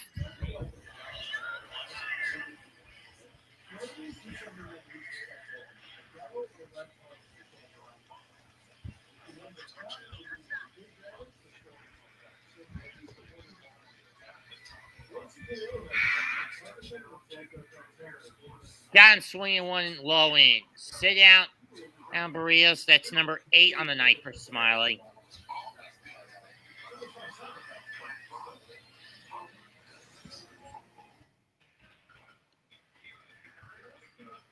Smiley's thrown 70 pitches through 3 2/3. Here's Austin Romine.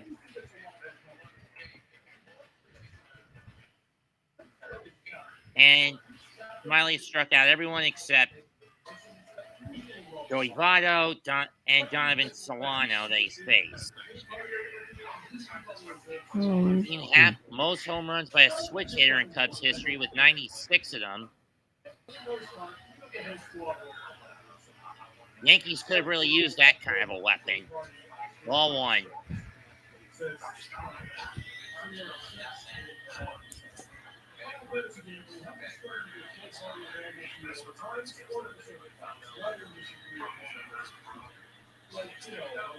Ground ball, first base side, scooped up by Higgins. He'll step on the bag to end the inning.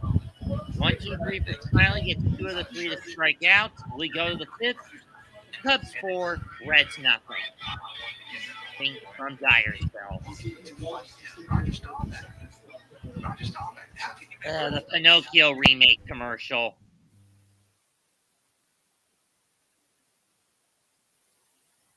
I'm not sure about Tom Hanks playing Geppetto. Are you?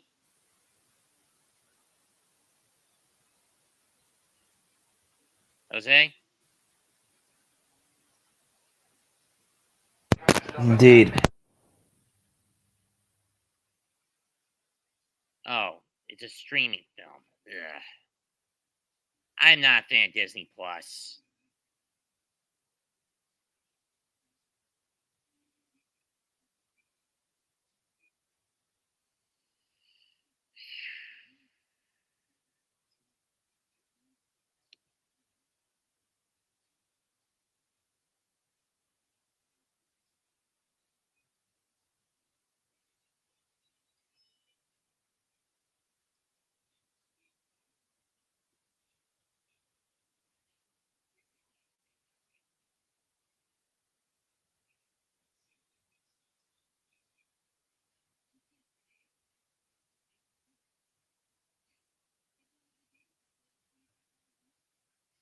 Cobra's telling you to get off your phone and call the game.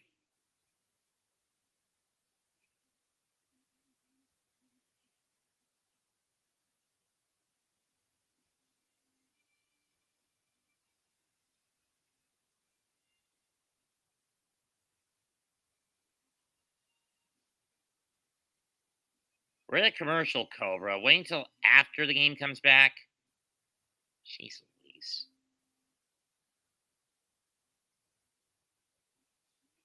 And besides, that's not a phone. That's an iPad he's got.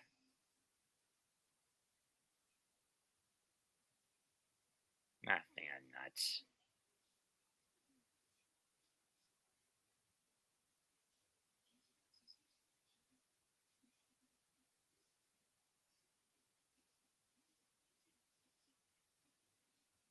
We're back, Jose.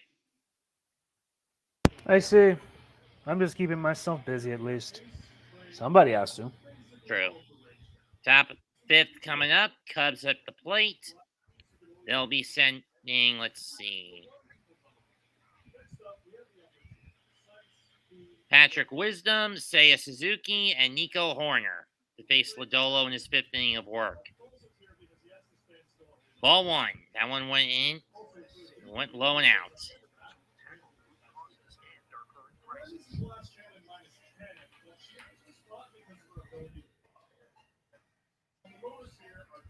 Strike one. He hears you, Cobra. Sheesh.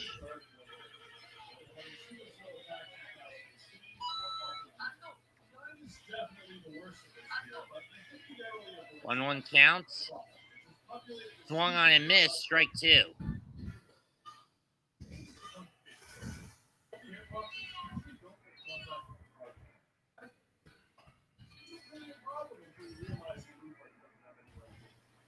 Wisdom is a walk and a run scored to his name tonight. As well as a base, a single and a run scored. Ball two. That one was just inside. Really hang out. Well, MLB happens here. Dave and I aren't on good speaking terms these days, Cobra. Why? Let's just say him and I have had a falling out over that. He kind of does have a habit of trolling me when I don't want him to, and letting trolls back into the through the back door at my server when I tell him to keep them out. Sometimes you gotta do what you must. Yeah, what I did was strip him of his status, including co-owner, and now I've given that of my server over to you. Appreciate it. Besides, those guys ain't gonna get to me. And if they try, they get sent.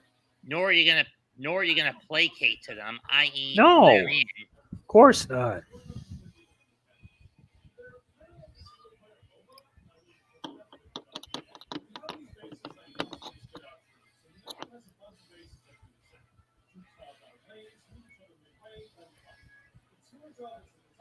For Lodolo, that is his. How many is that? Strike one, two. Suzuki. Orioles just tied it up in Boston. Suzuki with an RBI double in the first and a walk. Strike two.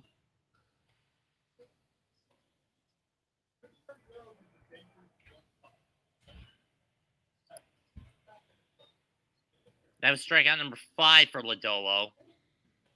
Or Lodolo. Ball one, up and out.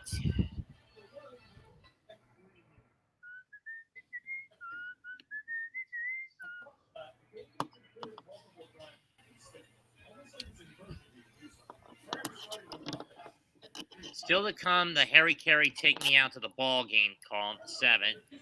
That run doesn't go on that swing, 2-2. I find weird that we'd be hearing Harry Carey sing "Take Me Out to the Ball Game" with the Cubs as a road team.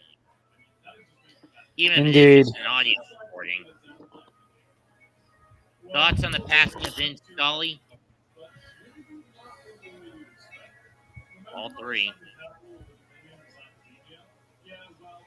Jose, what were your thoughts on Vin passing away? I don't have the right words for it. That devastated, huh? Yep. Can't say that I blame you. Payoff, fouled off.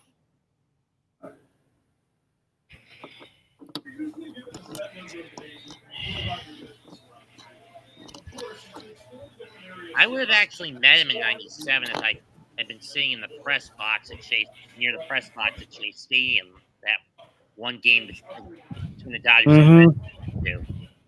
But I was too high up from it. Payoff pitch is outside. Ball 4. Suzuki's on with his second walk of the night.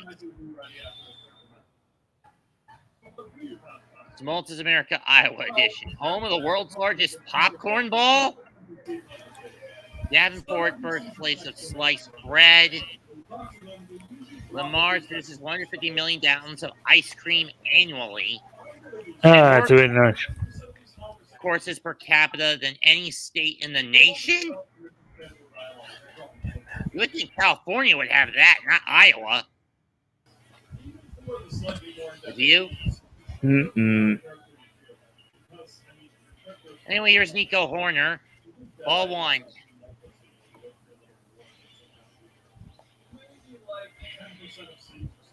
Got an RBI single back in the first and scored one of the third of the 4 Cub runs.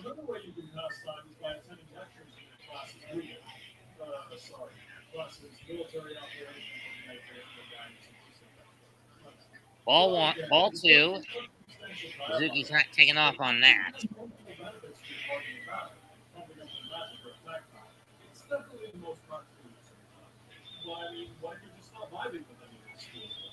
Well, you could talk to a certain NBC that'll advance time all the way up and skip it. But maybe we don't want to do that just yet. There is one more way you can spend your We're already now at the top of the 5th. 2-0 pitch. Ball 3.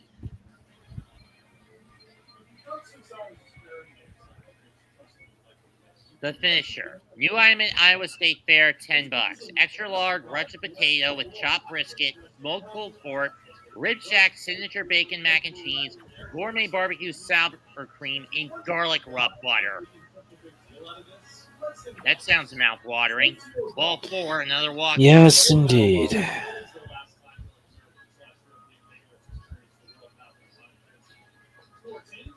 Well, that's a lot to stuff into a russet potato, don't you think? I agree. And speak of the Iowa State Fair, there it is. The finisher.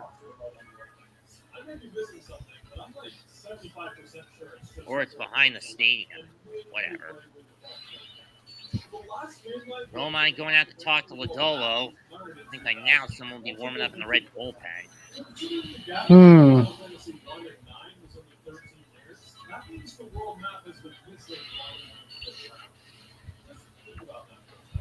Anyways, you're pretty much free to explore the world as you like. The only thing holding you back is that at least in certain areas will turn you into a puddle of the appropriate level.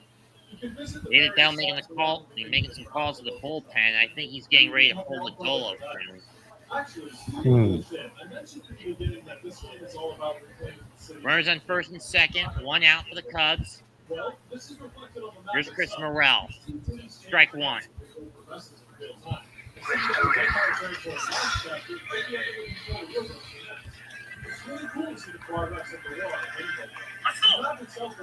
Or Ian Happ, excuse me.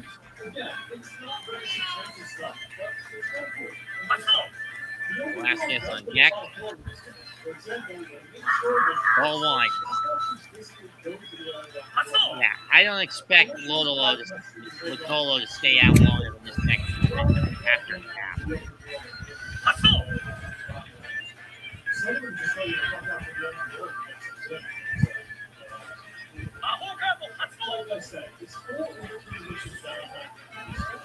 Now lost. Want to prove his innocence? Tell him to come in here. He even wants to bother talking to him.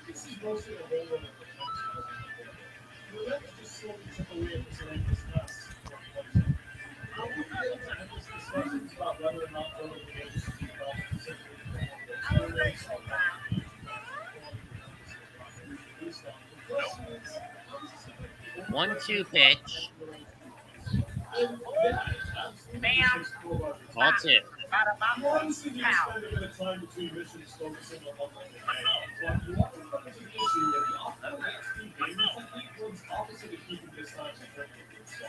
If you focus on leveling up, then you don't need to worry about the video once. We'll have to break off the valve as the top.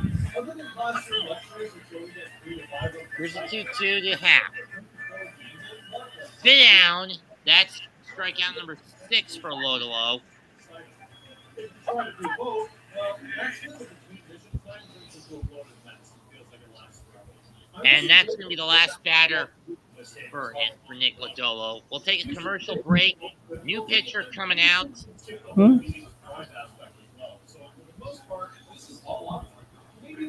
Lodolo going out, and I don't know who's coming in.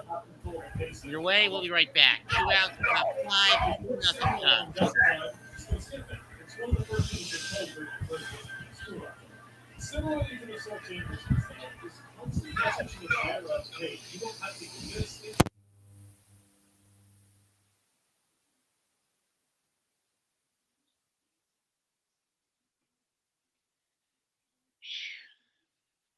Might as well guess. Yes, easier.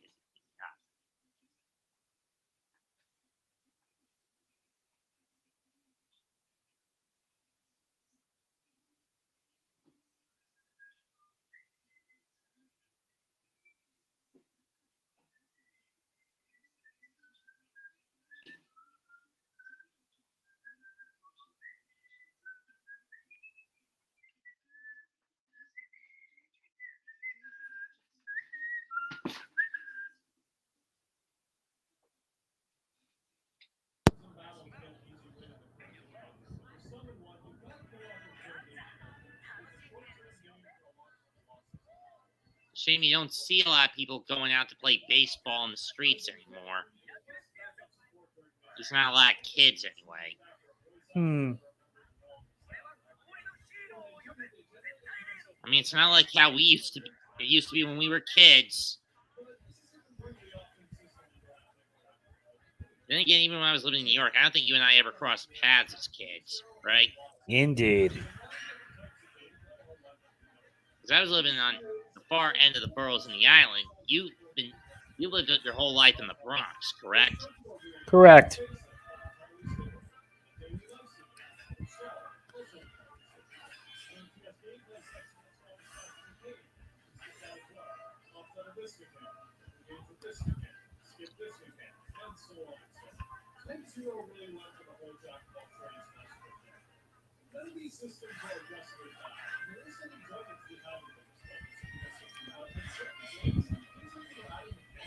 There's the Chicago Cubs RBI group, or relief.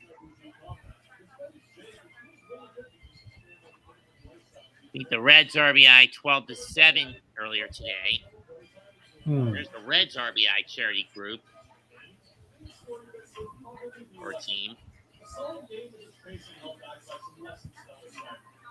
Ball 1 from, let's see who this is, Buck Farmer to Nelson Velasquez. 21 games this year, 5.6 ERA, 1-1 record, 22 2/3 innings pitched, 31 years old, 29 strikeouts, and let's see. 14 walks, 1 hit batter, 2 homers coughed up, and the opposition is batting .278. 9-year pro, actually got his career started with the Tigers. Rounder, third, thinks about second, goes to first instead. That ends the inning. So 2 walks and nothing across for the Cubbies. We're halfway home in the Field of Dreams, 4-0 Chicago.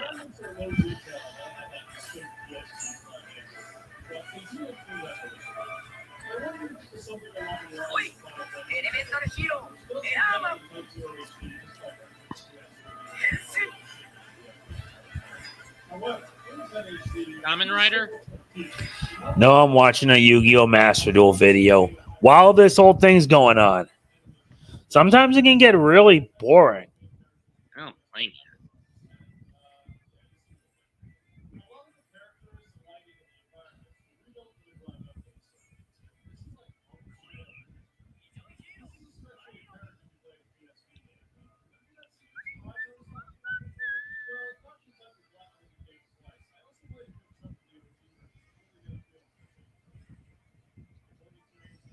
Trust me, you think baseball season's tough. I'm going to have it worse calling Giants football games down here. I did the math. I'm not going to be able to get more than 3 games down here.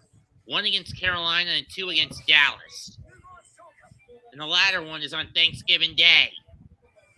Which means I have to rush back from my I have to get out of my half the Thanksgiving feast in my half-sister's house,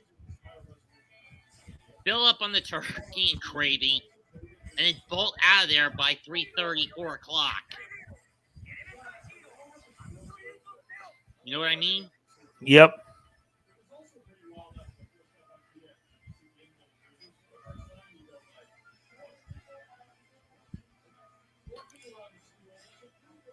The only problem is the main way I could get there is through a back road, and my e-trike is a little too risky to take, and my e-scooter, well, I have to push it uphill just to get to the turns.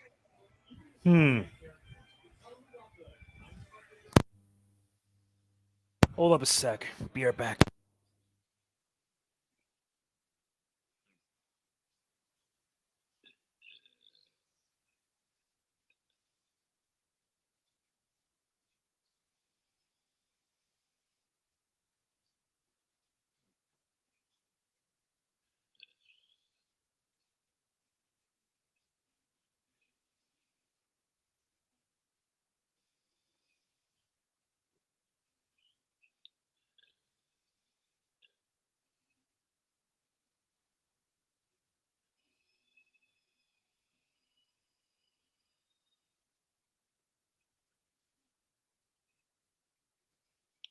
Screw you, Manfred.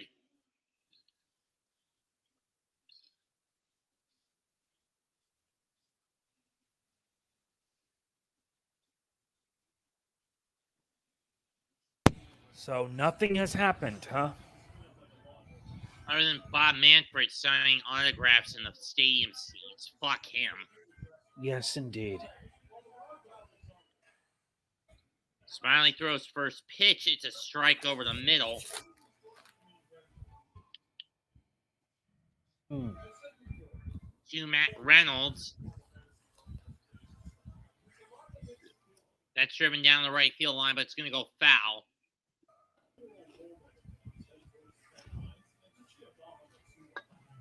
Smiley has struck out 8, gotten 2 flyouts and 2 groundouts. So he's been doing pretty good in keeping the ball out of play, if you know what I mean.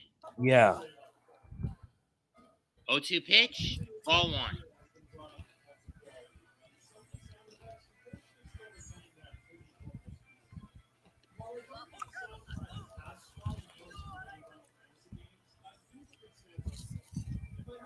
To be honest, Eric, I'm not a fan of the Little League World Series. In the right field, base hit, and a leadoff hit by Reynolds to start the 5th. Let's see if the Reds can get a rally going. Yep.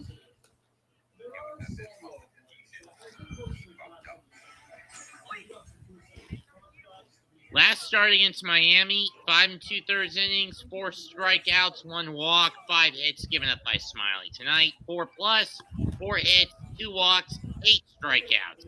So essentially, outside of the hits and the innings pitch, he's doubled everything he's put out this tonight.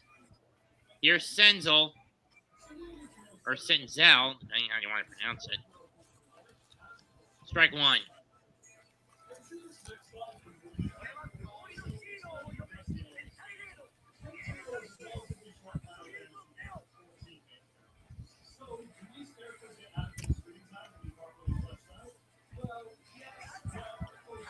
Up and out, ball 1.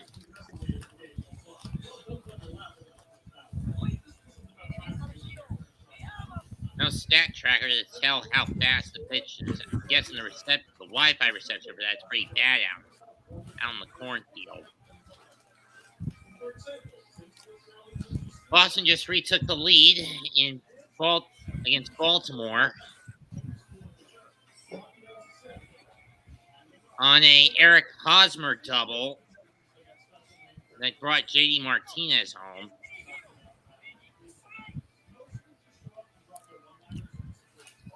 1-2, gets away. Reynolds is going to go to second, 1 down. Strikeout number 9 for Smiley, but that one does come at a cost.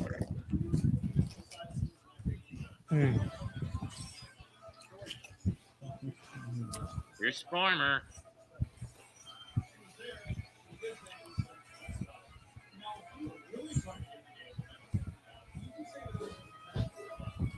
You're not a fan of the Little League Series either, right, Jose? No.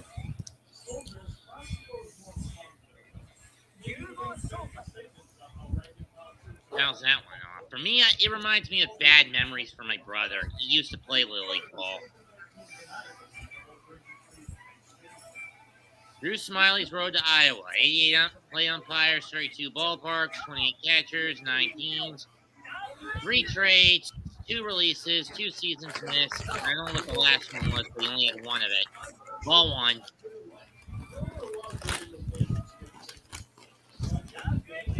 Probably, as I mentioned, Cobra, I'm probably only going to do the 3 I mentioned. Even then, the Thanksgiving day game is going to be a bit of a roll of the dice depending on how fast I get home. Fouled off. 1-2.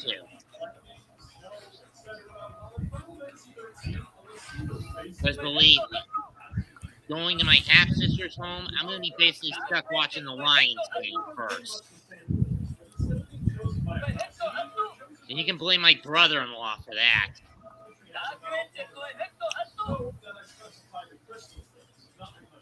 1-2 pitch.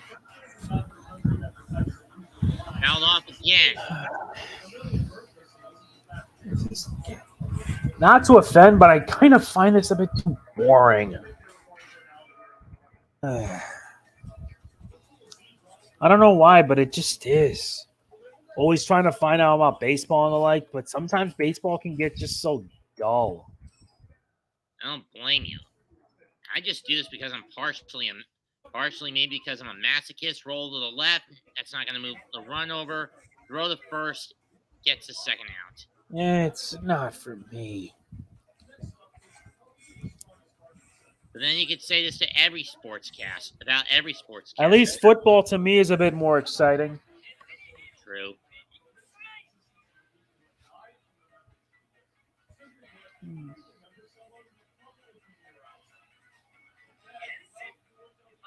The only problem is doing it on Sundays.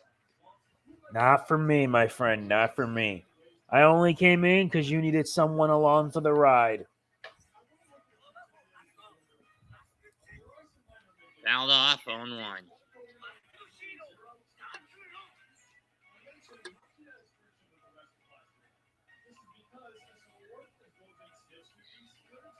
Votto's up. This team with runners in scoring position, he's in the top 5 with on big OPS. Swung and missed, strike 2.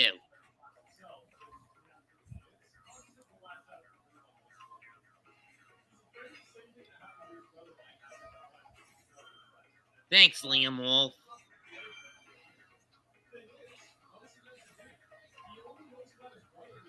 Lone in the dirt, 1-2.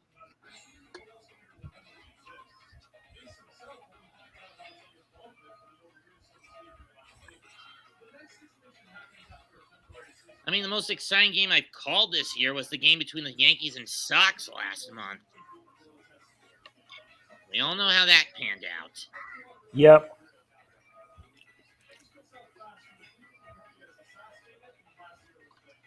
Ball 2. I find it weird that when I call a Mets game, the Mets are 3-0. But when I do a Yankees game, they're 0-2. What's up with that? I don't know.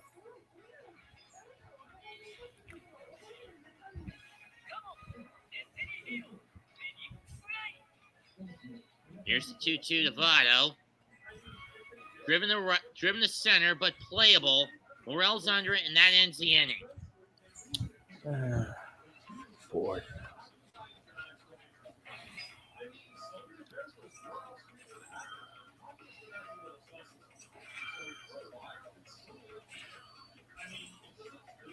Yeesh. That Game of Thrones prequel on HBO Max. Game of Thrones' last season ruined it, from what I understand. Was there really a need for a prequel series? I agree. Agree, there's no need for a prequel series. Is that what you're saying, Jose? Yeah.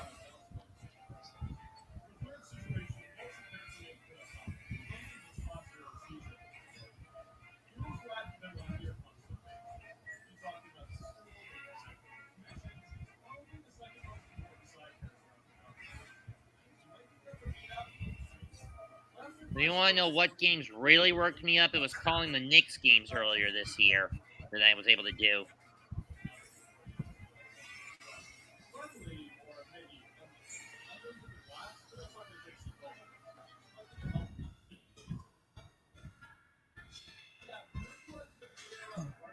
Then again, I'm doing this on a TV setup where at most I get 67 local channels. It was between here and the Carolina Triads. But for some reason, I've also picked up a few Raleigh stations.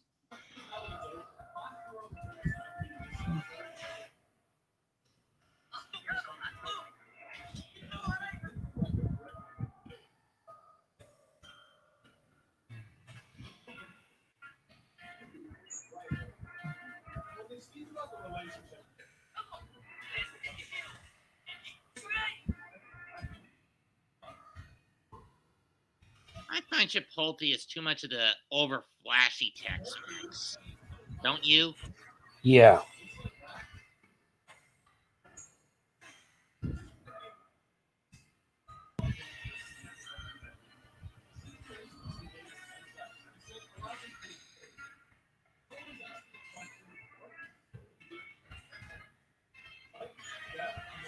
Game summary: 3 runs in the first with 2 outs by the Cubs to start the game. Smiley, 5 runs, 2 walks, 5 innings pitched, 4 hits, no runs, 2 walks, 9 strikeouts. India left the game in the third with a knee contusion. BJ Higgins leads off, and he's going to drive one in the left. Not very deep. Playable. Stenzel's under it, and he's got it.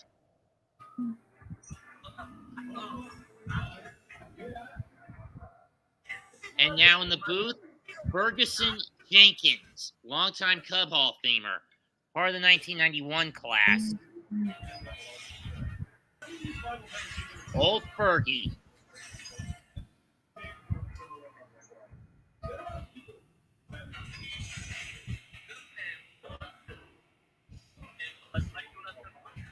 First pitch is a strike, 0-1.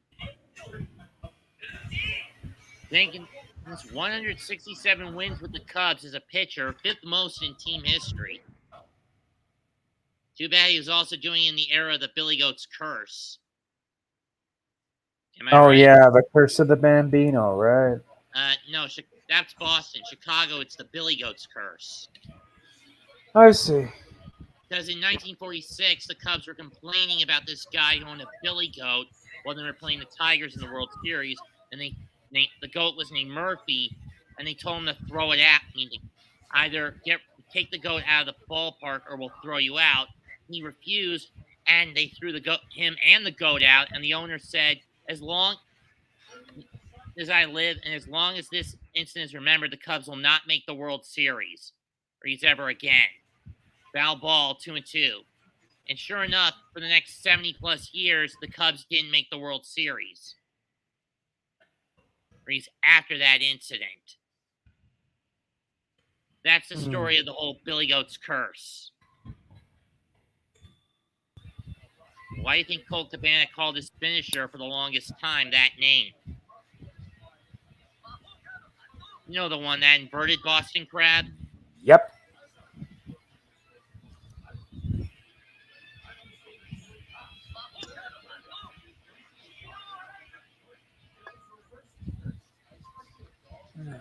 I wanted to show you something I got at the show I went to, Jose. This thing drains a lot. Man.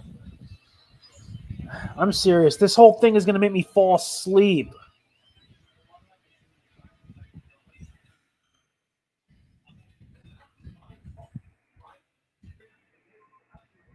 2-2, ball 3.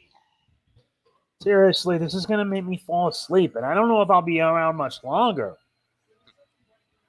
Well, anyway, here's what I got a couple of weeks ago. See it? Yeah. Got him swinging on the payoff. Oh, man. First strikeout for Farmer, 2 away. If you want to jump out, I don't mind.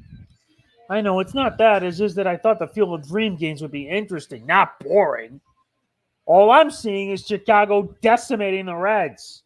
And then again, I did say this was 2 of the worst teams in the league this The year. worst teams in the league when they can't even have the effort to actually put their effort on their teams.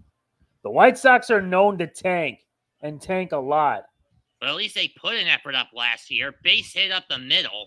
And for that matter, so did the damn Yankees. You're right about that. Not one ball has gotten even remotely close to the cornfield outside of the first inning when Hap slipped on the warning track to make a catch. Jesus. Other teams could do a better job than this. MLB, do me a favor next year. Get some actual good teams. Yeah, do something like, say, I don't know, Dodgers Pirates, just to give us a damn laugh. Know what I mean? Here's Contreras. You know what I mean? Yeah. Because at least the Dodgers can put out. Uh-huh. Strike 1.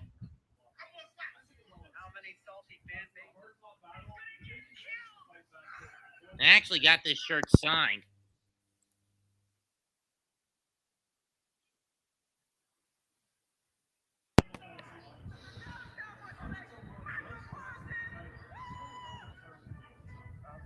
Fouled off. 0-2.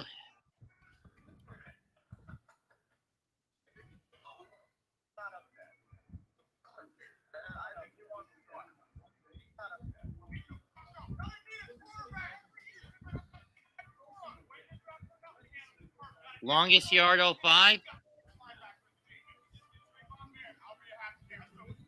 What are you watching this time, Jose?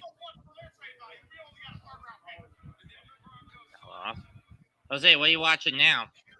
Just watching random YouTube videos. Anything to get my mind off it. Like, yeah, I'm not meaning any disrespect. I don't mind.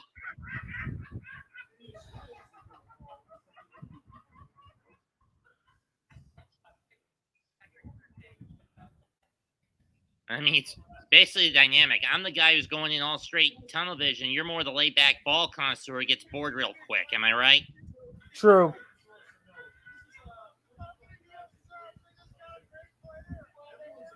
Oh-2, back to first, and in safe. Lee is Madrigal, excuse me.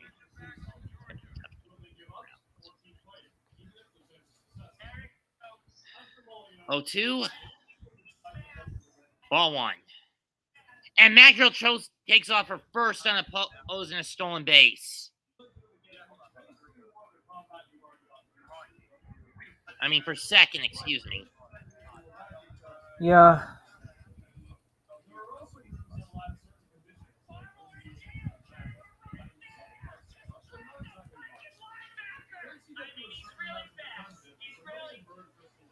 What was your opinion of the nerd going through the LJN gauntlet at the end of last year?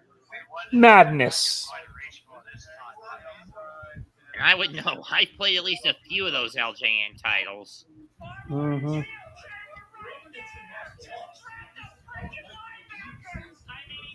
Next swing fouled.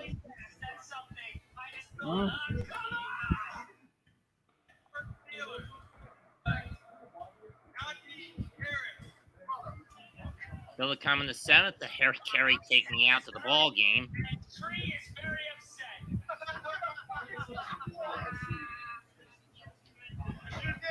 You did it. You took the gun position that you couldn't take. You took not there. You had trouble on your line.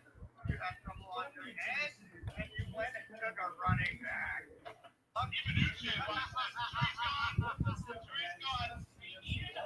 Ground ball. Scooped up. Inning over. One hit, but nothing else. 5.5 down. 4-0 Chicago.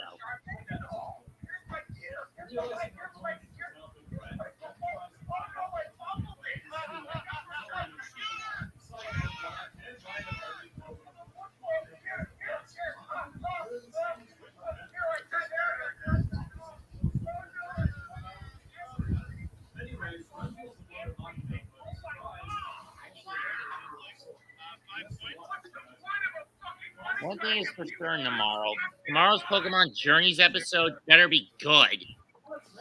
Mm-hmm. I mean, it's Ash against Cynthia, for God's sakes. Yeah. Oh, I know where this is going. Is this either the trees or someone else's reaction to last year's draft? Yeah, I wish Tree's reaction along with 5 points, and it still makes me laugh.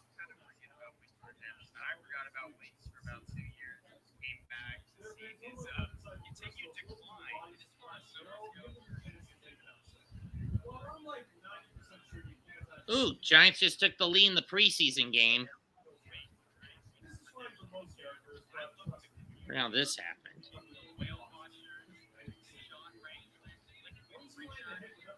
Let's see. Yeah, 10-7 lead on a Tyrod Taylor patch to James, and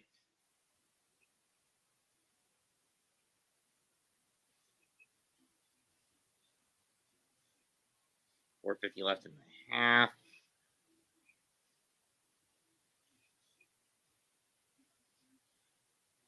Gave up a touchdown to start the second half. Got it back with a Williams run up the middle. Starting the fourth. Let's see. Where do the Patriots have it? Yep. Ouch. New England 34. Where's where the ball's at? Scratch that. It's 3rd and 3 on the Giant 42. Looks like they had a few plays. Big noon Saturday, which means Big Ten football is coming back on the 10th. Who bugs me that Alabama hop shit from the SEC to the Big Ten? Or Big 12, whichever one that it is. Longhorns against the Tag. Run, Force, run. Am I right?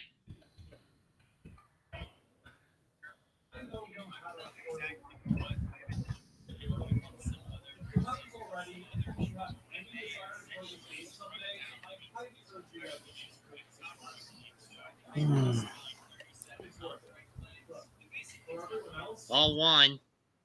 Smiley's out of the game now. Replacing him is Michael Rucker.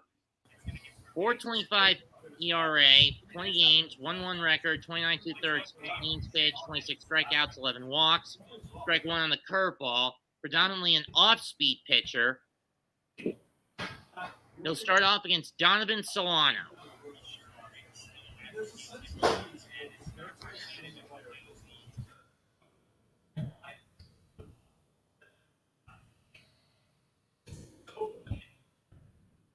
Smiley's night ends with 9 strikeouts, 5 innings pitched, 4 hits, 2 walks, no runs allowed.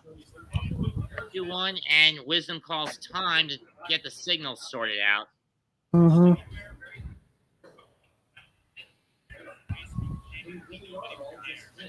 Next swing foul, 2-2.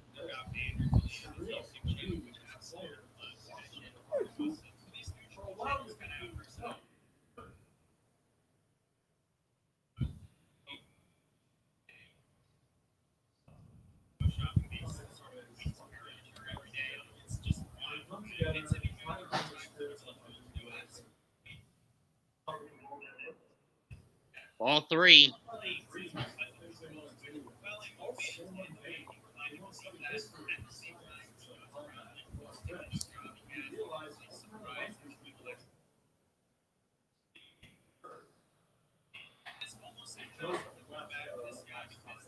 Looped in the right center. That's going to be a base hit. Corner cuts it off, and it's another single for the Reds. Or Morel, excuse me. Here's Albert Amora Jr.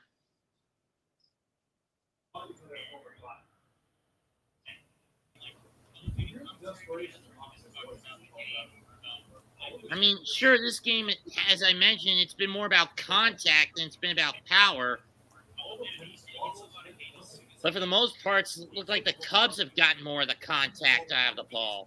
Strike one. Albert Amora Jr. up. He walked in the second. And all the hits for the Reds have been singles. At least the Cubs have a couple of doubles. Strike two.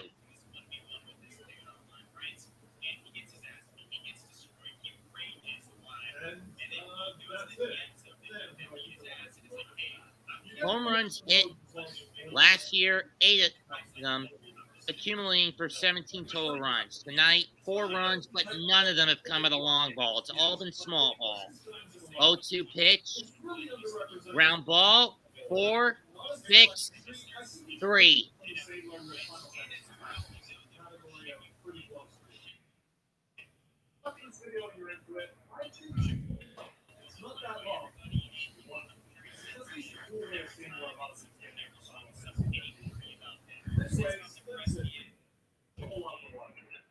I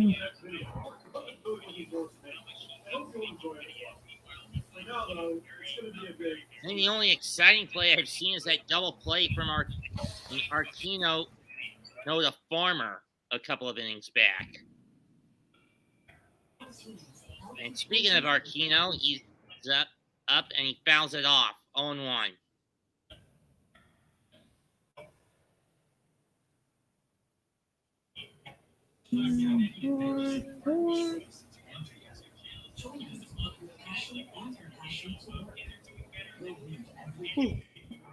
Pops it up. Center field. Morel under it. Makes the catch. 6 innings in the books. We go to the 7th.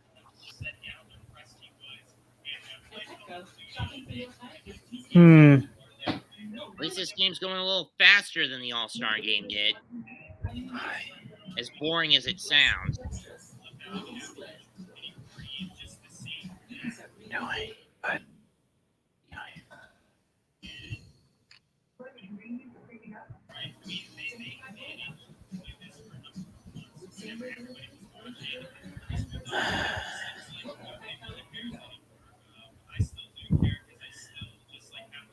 I think it's safe to say there aren't many examples of games that are more true than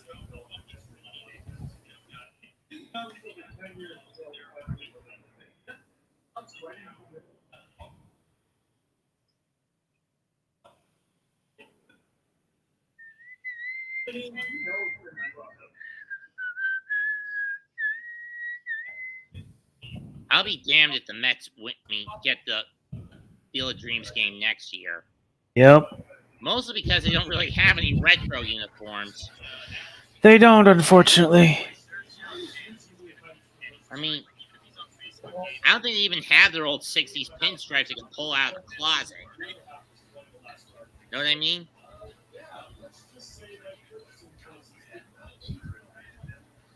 by the time the game was confirmed to be, a real thing, it's actually come out, it'll be such a long time. I was pretty sure I was going to buy it. To this day, I have no idea why. Everything has happened before or since, but for some reason, Oscar Mayer or a ballpark commercial?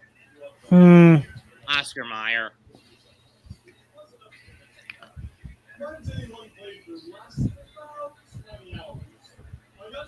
Let's face it, buddy. When it comes to sports sim games, they suck recently. You're right. They've always sucked. MLB The Show, Madden, NHL, 2K. All of them suck now. Especially since, due to exclusivity. And throwing the fact they just turn everything into a fucking RPG with the campaign modes. Yep. I mean, I I can't. I mean, the reason I stopped playing NBA 2K is because I wanted to get back into the auction house as fast as I could. Not have to do a bunch of damn hoop jumping just to get in there and get good cards. Mm-hmm. You know what I mean? If 2K got their heads out of their ass and dropped those bullshit requisites, people would play the game more. Strike one. On the wisdom. 1 for 2 with a single. He's been plunked, and he's got a stolen base. He faces Joel Kuhnel now. 5.77 ERA from this guy. Fouls it off. 27 years old. Right-hander.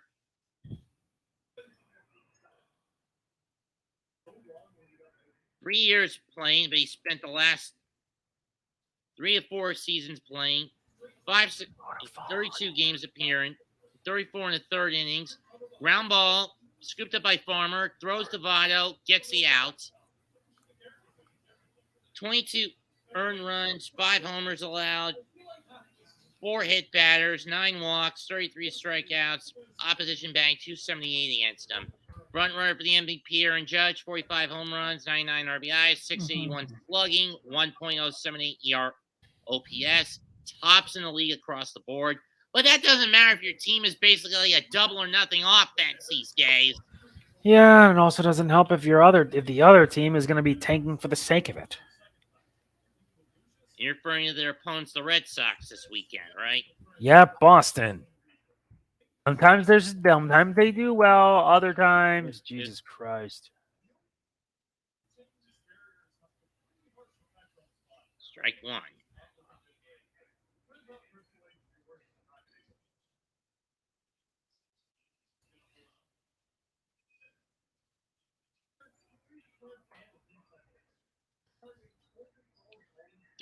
Up to the hole, scooped up by Barrio, got him, 2 down.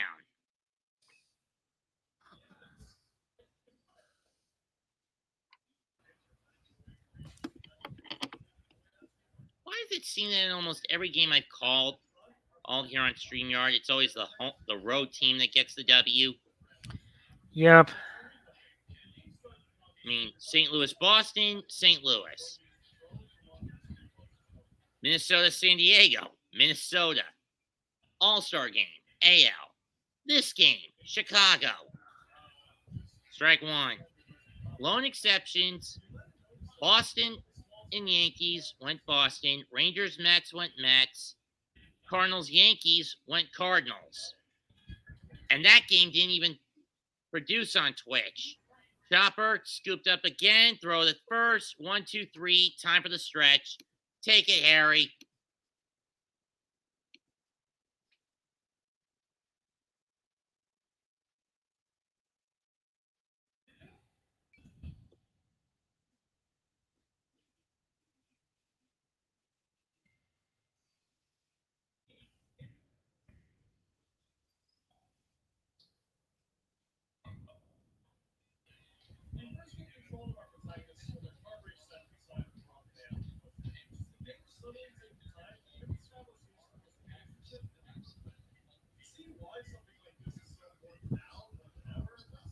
Secret Headquarters, Paramount Plus movie. Whatever. Am I right? Yep.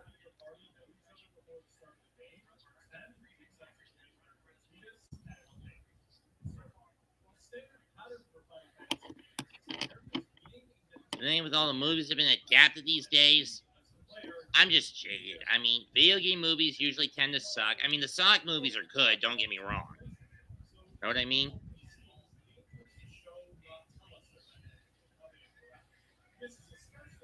Okay, Harry, hit it. Let's hear it good and loud. 1, 2, 3.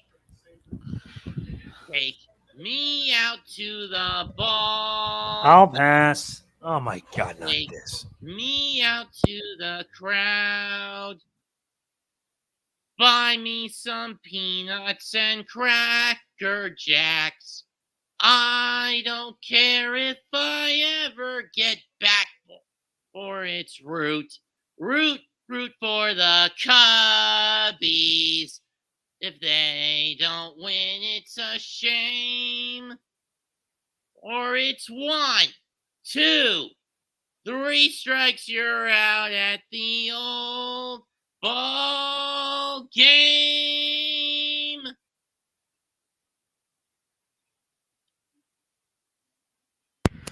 God, that made me want to gag. Sorry. I figured you'd do that. I know, my singing voice sucks. I'll admit that. Yeah. I mean, I can barely hold a note at the karaoke booth or whatever con I go to.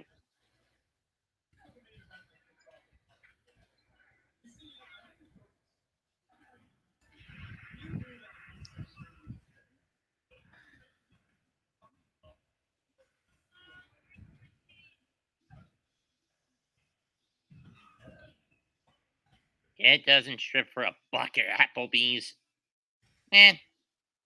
With any steak entree. Not the biggest fan of steak and shrimp, to be honest.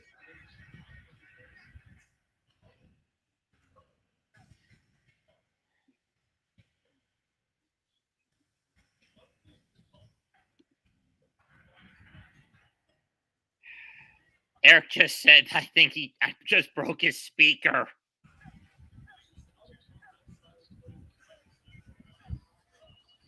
I liked it.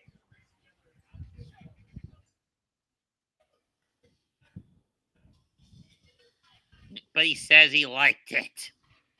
Oh, brother.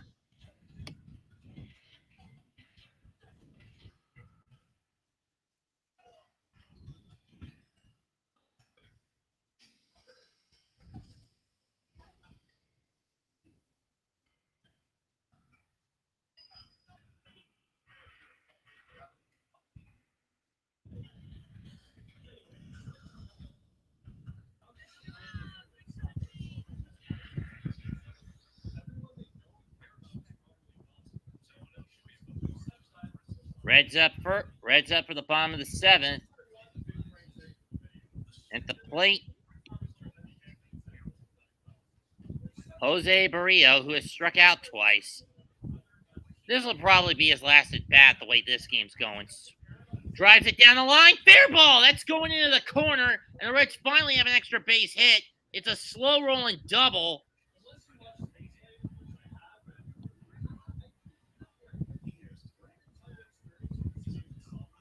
And Jose Barrio gets the Reds their first extra base hit of the game.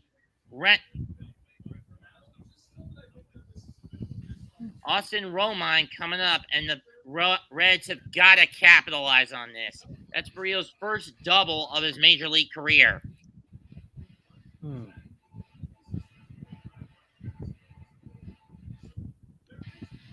But it's only the third extra base hit total between the teams.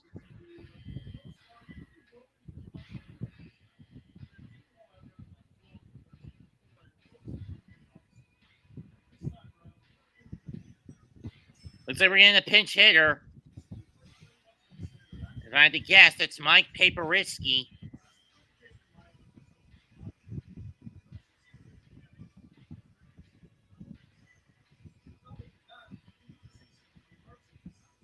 Tonight's telecast sponsored by Hyundai. Not that I care for their new electric. Oh, it's Jake Fraley who's coming on the pinch hit. That means Romine tonight is done, and Paperiski will come in to catch the 8th. Especially since Fraley's predominantly an outfielder. Or Paperiski, or however you pronounce it.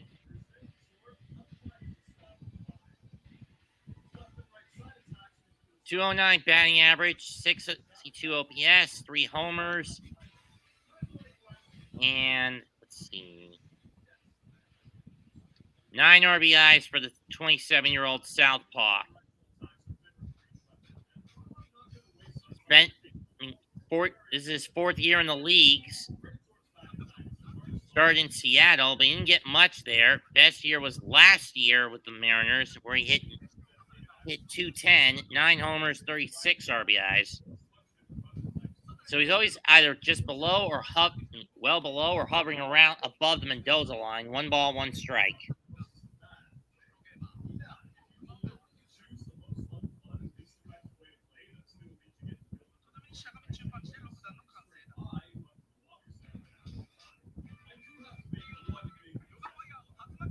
Ball 2. That one went way in from Rucker.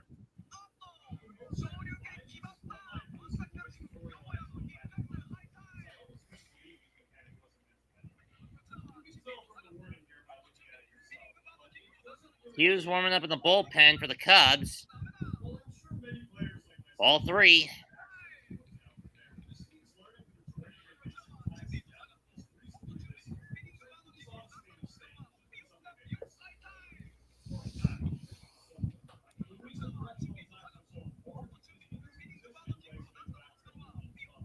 And it's ball 4.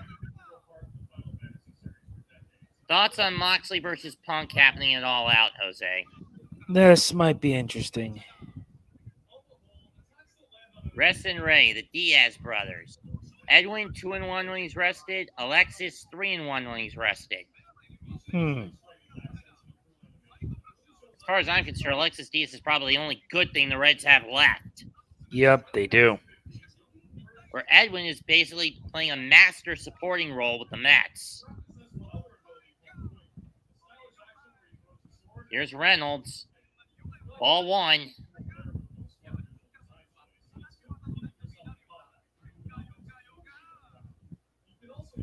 His single in his only at bat back in the 5th, but it didn't amount to much.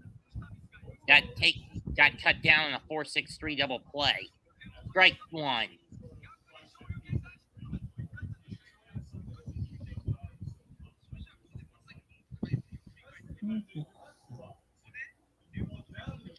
Or never mind, he made the second on a strikeout and then got stranded there on a couple of ground outs. Reynolds flies one in the right center field. That's going to be a base hit heading to the gap.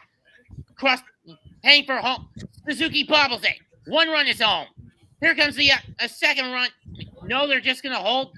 No, both runs come home. It's 2. And the Reds have just cut the deficit in half.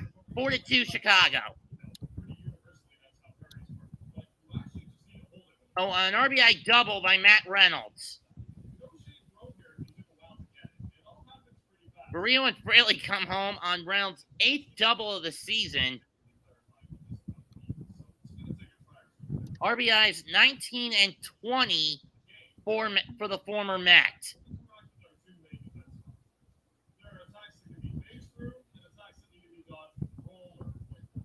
So 2 doubles and a walk. 2 doubles sandwiching a walk. And the Cubs are going to the bullpen.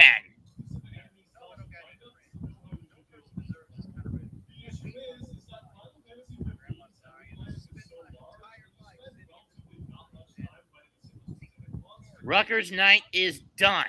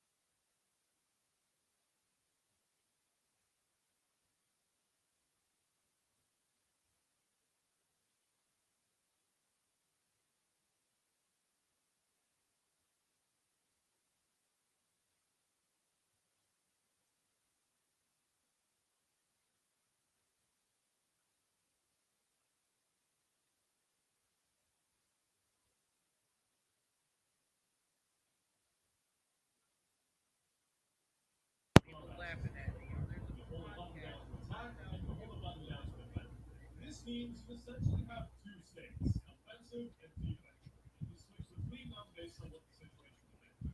It almost kind of feels like they were trying to integrate some sort of turn-based action this usually works pretty well. When you're up against a group of monsters switching between targets, figuring out Looks like Cincinnati's actually catching up. This is a surprise. They only need 3 runs to at least win this. That was a major problem. That is. Yeah, that 2-run double will do that for you. 7 minutes to go here in the fourth. Patriots.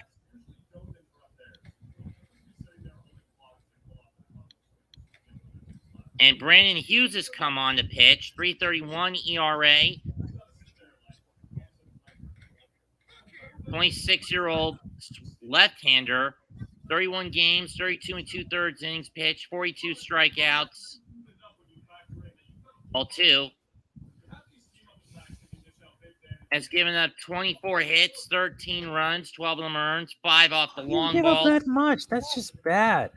Walk 12, but I think the reason he's on is the opposition batting average against him. It's 202. 2-0 pitch. Down the line. Scooped up by Wisdom. He's going to throw it to first to get the out. Reynolds doesn't budge, so they strand him, so they'll hold him there, 1 out. I think it's also because of how many ground outs this guy gets, which is why I think they brought him in.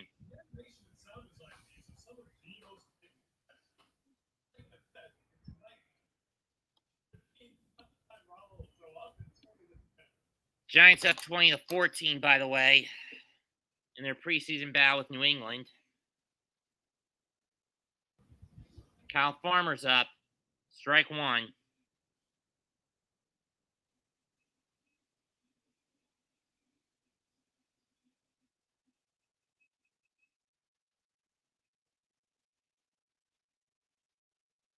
See where the ball is. Popped up by Farmer, right field. Suzuki chasing under it. He's got it. Reynolds isn't going to tag. 2 down.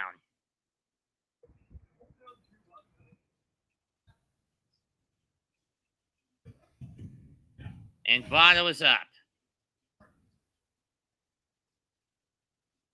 SmackDown all new tomorrow night. I mean, let's just say the WWE's reputation is in tatters now, especially with what Vince has been exposed as. But we kind of all knew he was that big of a Zeusian slime ball. Know what I mean? Yeah.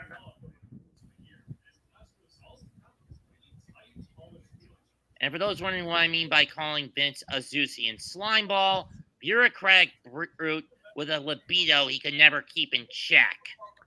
Indeed. Strike 1 to Votto. Second best chase rate since 2015. Only 22.3% he'll chase on the first pitch. Throw back to first. It gets away, but Reynolds is not going to go after it and go to third as Horner is there Morel is there to quickly grab it.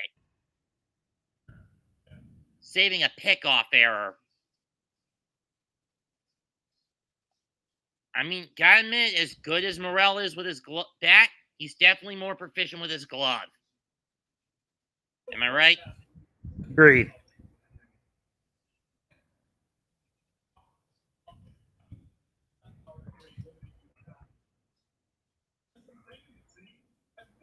Oh, 1 pitch. Ball 1.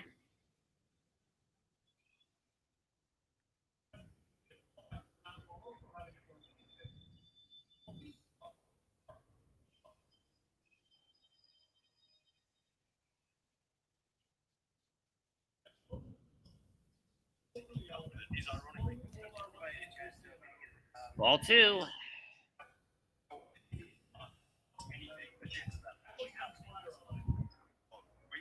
But New England is running.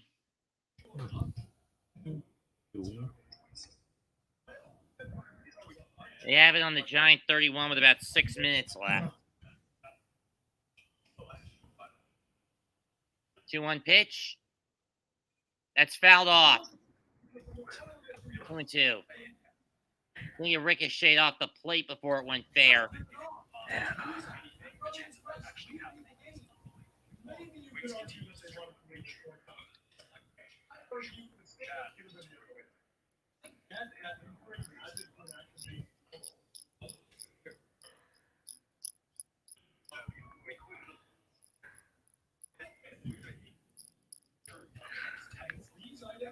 2-2 pitch. Fouled off again by Votto. I swear I'm going to be making this screwdriver my new fidget spinner.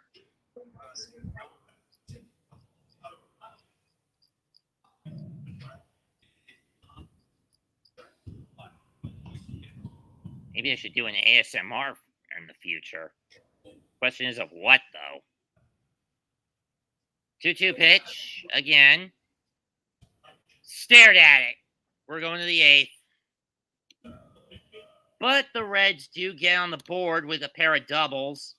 But they leave a potential tire on base in scoring position. 7 innings down in Dyersville, 4-2 Cubs.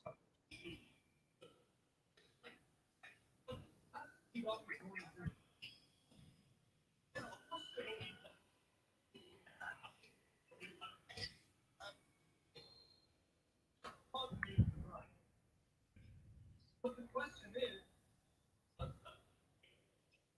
Colorado is one of my favorite things. Much more skewed towards the action side of the action RPG spectrum. That said, I can completely my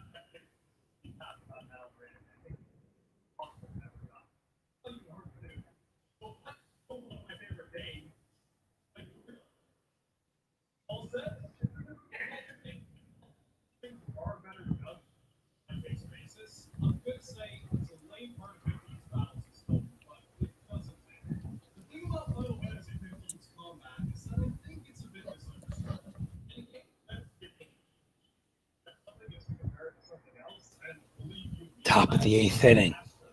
Cincy needs to get their butts in gear. 15's gameplay is hard to compare directly. Yeah, because the 2 runs they just picked up may not be enough. I'm not going to cut it. The Giants, 3rd and 1. New England's got on their 22. They better hold the line. Line with 5.5 left. You know what I mean?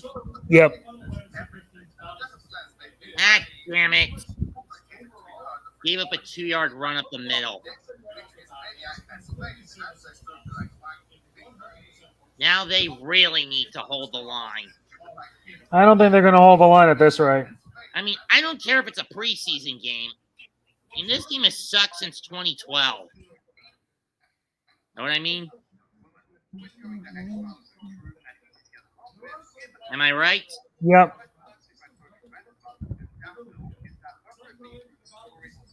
Some would say 2016, but we had one of the worst scoring offenses in 16.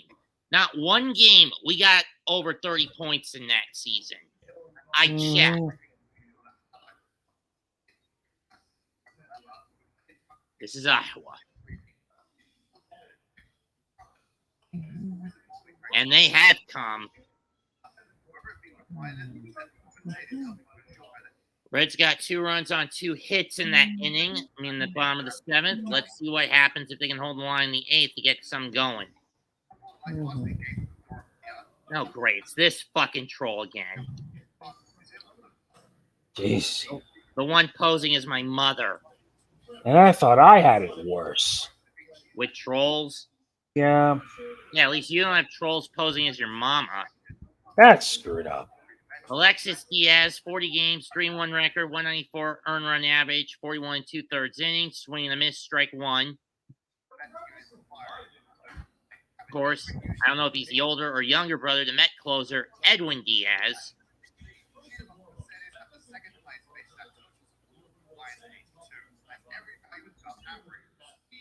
A 1, strike 1. 2, I should say.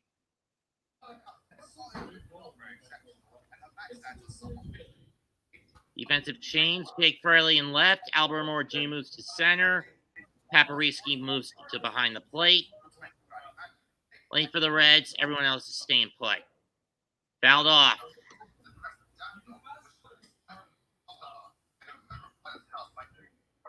Okay, he's the younger brother of Edwin Diaz. You mean Ed Luz Diaz? No, he's regained the win part of the name this year. 4 out of 6 in save opportunities, but they don't get to use Alexis all that much in this case. Opposition batting 127 against him. Tuesday, they handed out the line-out cards to the umps.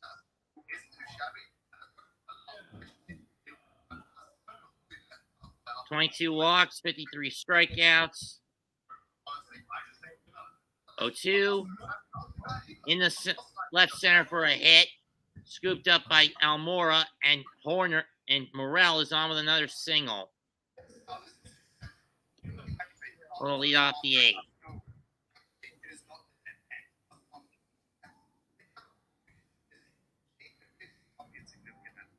Seven-yard pickup.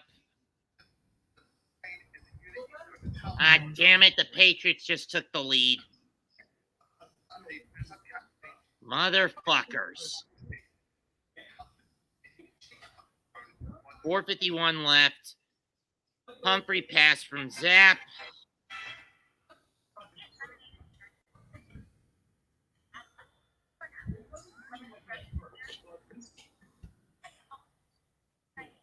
Taylor better do something to get this team back into at least in field goal range for the W.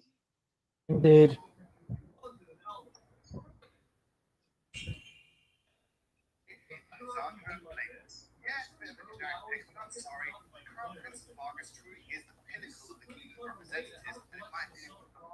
Oh, 1 counts to Ian. Oh, that was Cap who got the hit. Never mind. Velasquez up at the plate. Foul ball, and then a pickoff attempt.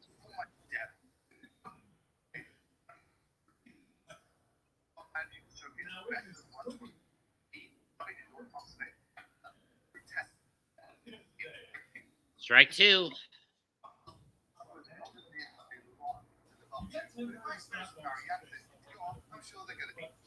Thank goodness. Little Ellen has finally been canceled. What? You know that preschool show, animated series of Ellen DeGeneres? Yes. Thank Yeah, God. not to mention that season 3 will probably never see the light of day. Not that it matters because Ellen DeGeneres is a piece of shit. I don't even know why Nickelodeon or Cartoon Network or even HBO Max even greenlit that piece of shit series. I know.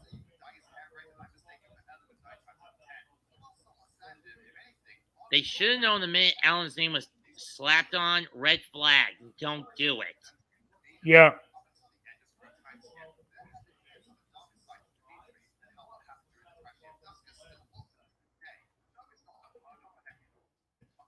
All 1.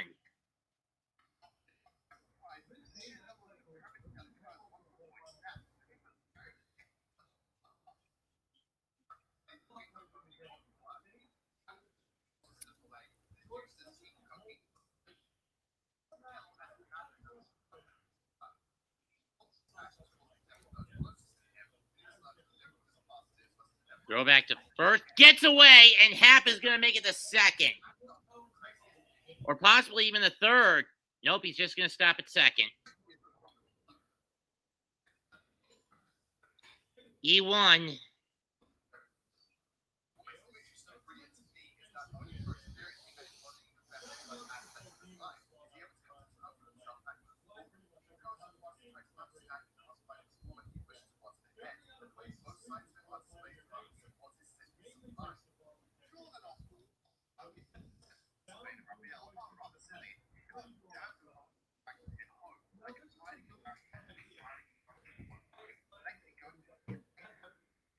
Okay, Giants have it on the New England side of midfield, 2nd and 3.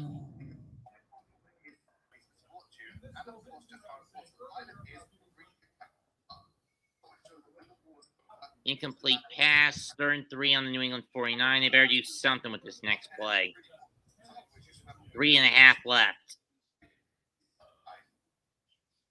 At minimum, they need to get in the field goal range for Gano. They get the first down. Strike 3.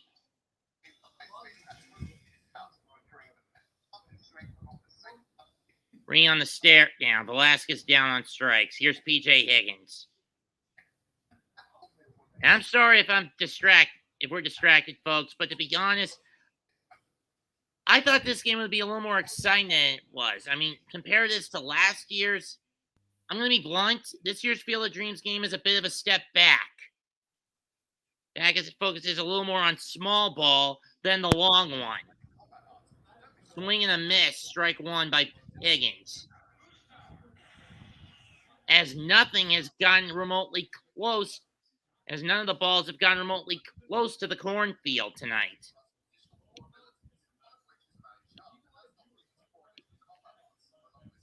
I mean, the closest hits we've had to get into the corn are a ground ball double by Seiya Suzuki to left in the first, and the most recent Matt Reynolds double to right last inning.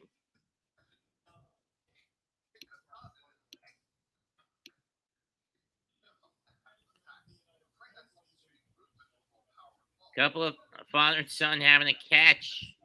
That's nice.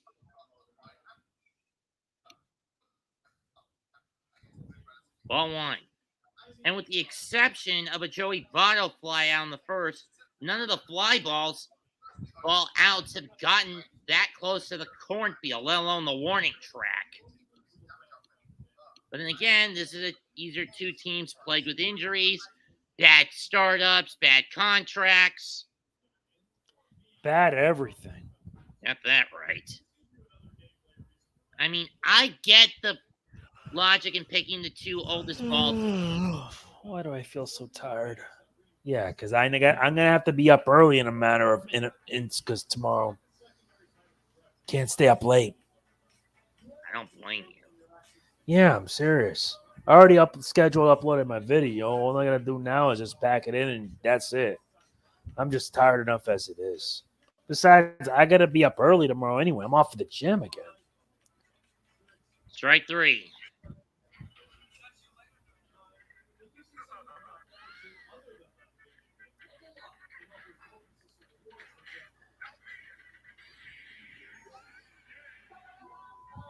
Giants got busted for a holding call. It pushed them 6 yards back. And now it's 2nd and 13 from the 42 going into the warning. This sucks.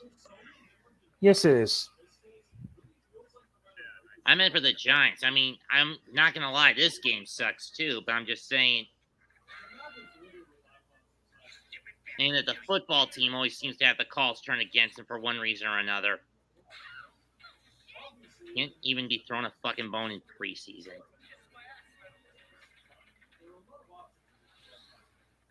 Did he go around? Yes, he did. Strike one to Morel. I mean, Rafael Ortega, I should say.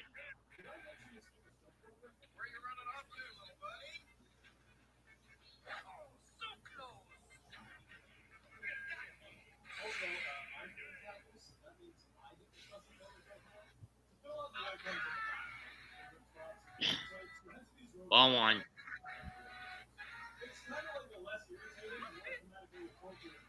I mean, if you want to hop out, Jose, I'm not going to stop you. I know. I'm just tired anyway. It was fun though. Thanks. I know. I'll see you next time at least.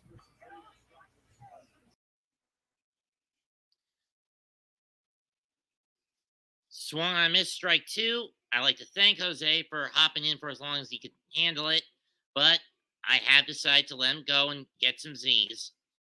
So I'll carry, and we're far along enough where I can where I can carry on the game without him.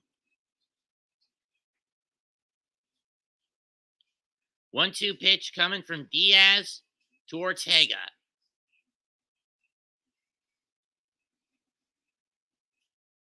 Fouls that one off.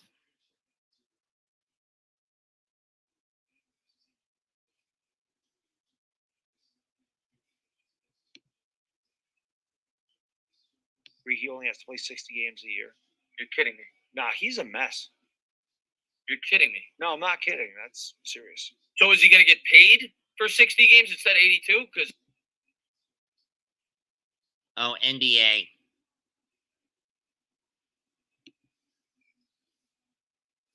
Swung on a miss, gets away briefly, but out of the inning is Diaz. So, one hit, an error, but nothing else.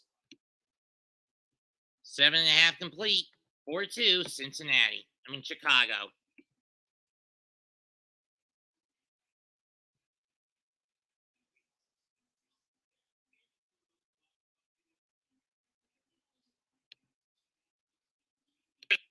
right tackle to the 20, to the 15, down to the 12. But we'll do it after the game. The game's almost over, Nick. We're gonna go. No, I'm gonna do a post game video, and then I'm gonna. Yeah. That's. But Nick, Actually, I'm gonna do a post game video, and then I'm gonna have my snack, which is my ice cream. So pumped! I found some ice cream I can eat. I throw some cinnamon on there, so I get a little cinnamon vanilla because that's amazing. And it looks like, and Sandro Platt's coming into the game, by the way. But it looks like they're not even gonna call timeouts. The Patriots. They're gonna let the Giants just take this down and win the game. Someone said I'm wrong. That's not true. I don't know what the hell you're talking about. And Dan, man, thank you so much. Gonna get to you in 1 second, buddy. Giants coming out under center from the 12. Platzcummer cuts it to the right. He got about 2 or 3. It'll bring up second in about 7 minutes to go in the 4th. Dan, thank you so much. My biggest concern outside of DJ is our second cornerback spot. Robinson, listen, we're going to talk about that extensively after, but that's and Nick, there you go. There's a quick preview. That was something that I was going to have my eye on throughout this game, and I leave this game even more concerned than I was about the second cornerback spot before the game started. So he looked bad. Second and 7, 39 seconds to go here in the 4th. Giants have it. You figure they're going to run it once and let the clock tick down and kick the field goal. And here's the handoff to Platzcummer. Platzcummer cuts it to the right, picks up 3, and they'll let it tick down probably about, I would say about 5 seconds, just in case there's a bad snap. It gives you the ability to call timeout and kick again. The Kyrie Irving news is Cap. Rick Boucher. I'm told Kyrie Irving wanted his new contract to guarantee he wouldn't have to play more than 60 games in a season and would not have to play any back-to-backs. Kyrie Irving wanted a new deal to get. That's a little goat shit for the Brooklyn Nets.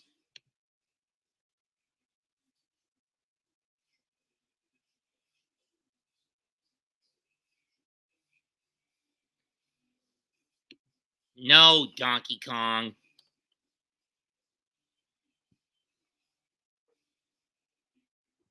I'm not falling for that again, Kurg. And no, I let him hop out because he had to get up early tomorrow. That's it. I didn't deport him. I let him hop out of his own volition. Strike one. Ortega will now play center field. Solano's leaning off. Strike 2.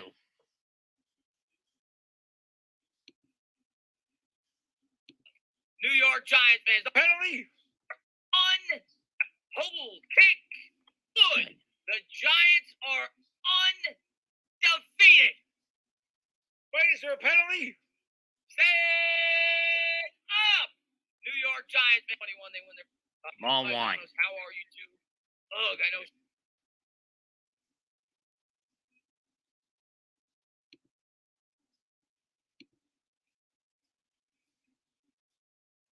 Strike 3.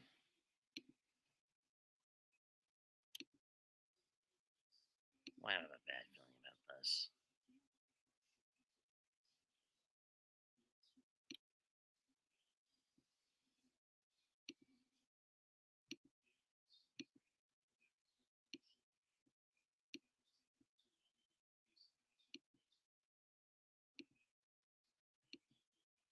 Real trap shit. Trapaholics. We make it look easy. Fuck with your boys. Damn, son, where'd you find this? That one, I don't have a problem with, Chad.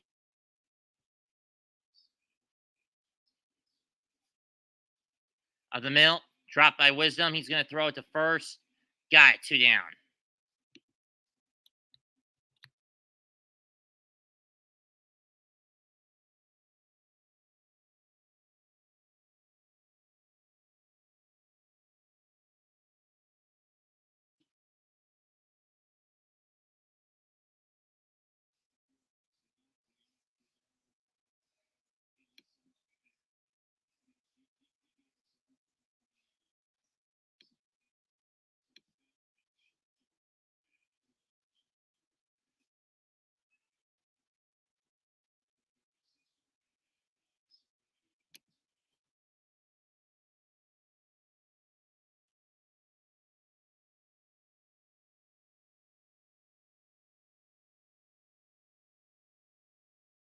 Strike 2.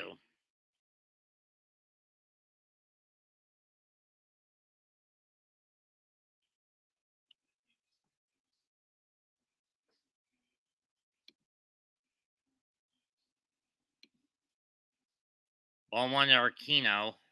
To Aquino. 1 for 3 with a single tonight.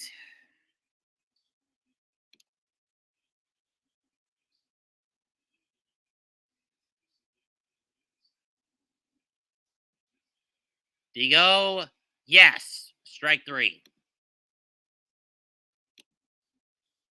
So 8 innings complete, no runs, no hits, nobody left on that one. We're through 8. Cubs 4, Reds 2.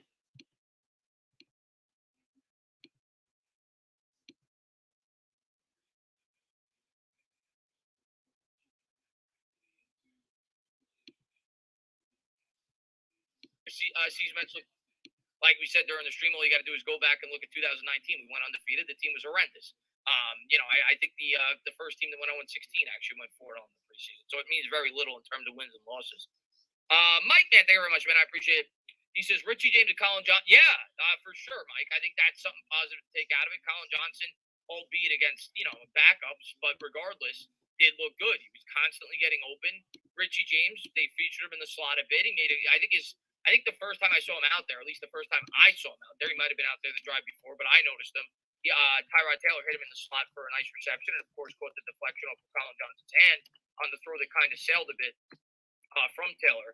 But yeah, I like James and both of them. I think they both look really good at the times I've gone to the practices. But yeah, I like James. He's a versatile wide receiver. I think he's like an ideal replacement for a guy like a Tony or a Wan'Dale Robinson. I could see him playing at least a similar type of role if one of them were to go down. So I do like the fit. But I like Richie James. Ryan, man, thank you very much, man. I hope we don't go undefeated. Biggest curse ever. I don't care what we do in the preseason, in terms of wins and losses. While you're watching the game, of course, you want the team to win, but the final outcome doesn't mean too much to me in terms of the wins and losses. But we're gonna go over the. You think they lose late for one of these guys? It's possible, Survivor Sam. The reason I'm gonna say it's. Here's what I'm gonna say. It appears, at least as of now, Survivor Sam, especially because he is fielding both kick and punts with the first team unit. It appears that CJ Board stands a very good chance to make this team. And if CJ Board's going to make this team, well, then, you're this is without including Sterling Shepard. It's still going to be tough for Darius Slade to make this team. And I think I'm still leaning that he will, but it's far from definitive. And a lot of times, the guys that are the back-end receivers that just make the team are guys like CJ Board, who could also contribute on special teams. And a guy like Richie James could certainly do that. He's been a good kick returner in the NFL before, a punt returner, whatever he's done with the 49ers. So Slayton is far from a sure thing. And then you factor in that the guy makes $2.5 million. It's a lot more than some of these other back end wide receivers. So we'll see. He's gonna need to impress. What I will say for Slayton, what looks good for him, he was playing with the first team today. Granted, obviously Tony didn't play, so he kind of slotted into that role, but it would at least hint that going into this game, he was at least ahead of those guys on the depth chart in terms of at least playing the wide receiver position, not factoring in special teams. So going in, it appears that he was a bit higher on the depth chart, but after tonight, the way that Colin Johnson looked, I don't know, maybe that changes things. Same with Richie James. Letting go of Bradbury will cost us a playoff appearance. Base hit through the hole. But we all knew when the offseason started, Grim, that we were going to let go of Bradbury. He made too much money. We had a horrible cap situation. It was a leadoff single. If it costs for Nick Madrigal. It costs us a playoff appearance. I didn't want the New York Giants to damage the future to keep Bradbury, and that's what they would.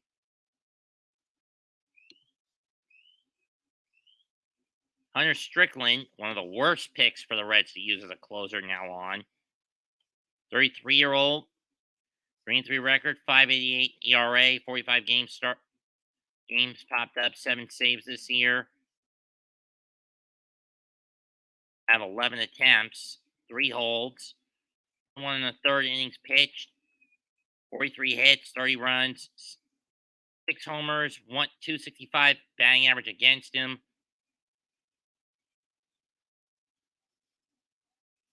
Ball 1.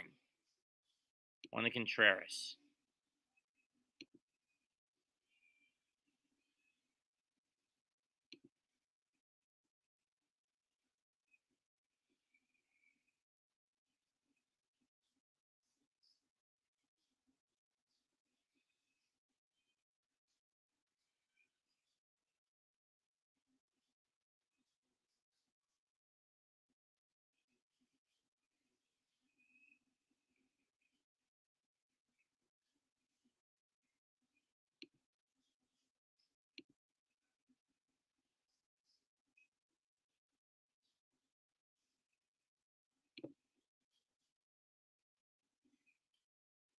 Contreras, fly ball, center field, not very deep, sliding catch by Almora, and he's got it.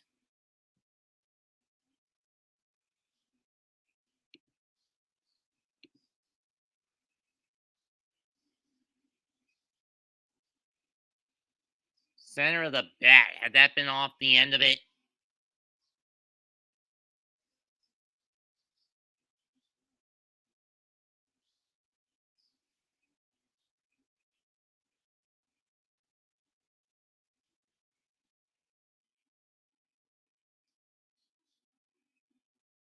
Was him up next.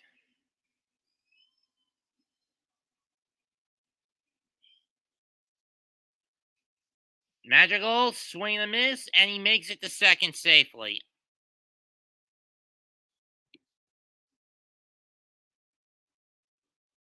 Second stolen base in the night for Madrigal, and his third of the year, and the third for the Cubs on third for Chicago.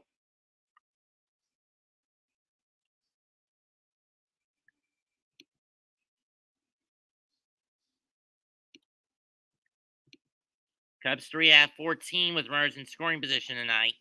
Reds 1 out of 12.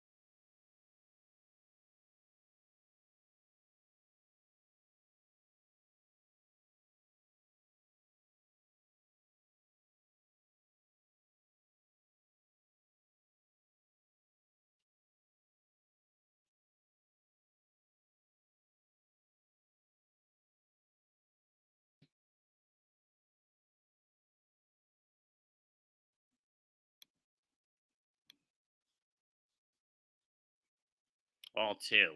1-2-2 count. I'm warning every one of you fucking political trolls. You keep this up, I will hunt you down, and I will murder every single one of you, verbally and figuratively.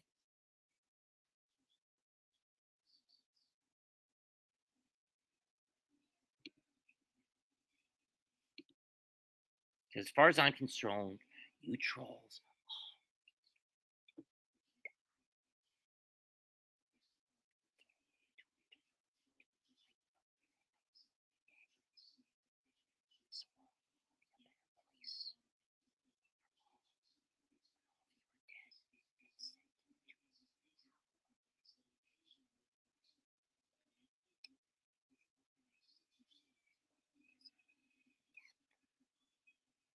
Payoff pitch.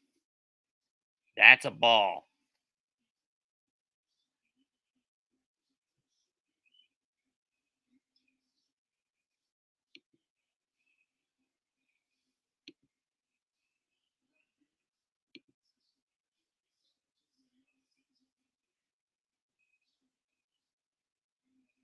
And where are my mods? You're supposed to be banning these assholes, I might want to point out.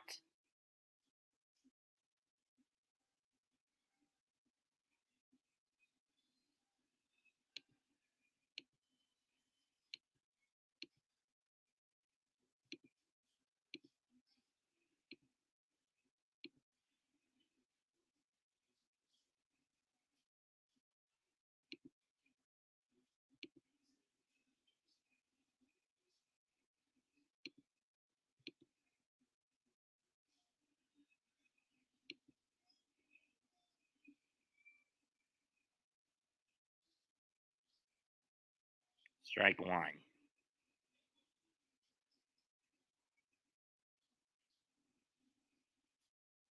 Chop foul, 0-2.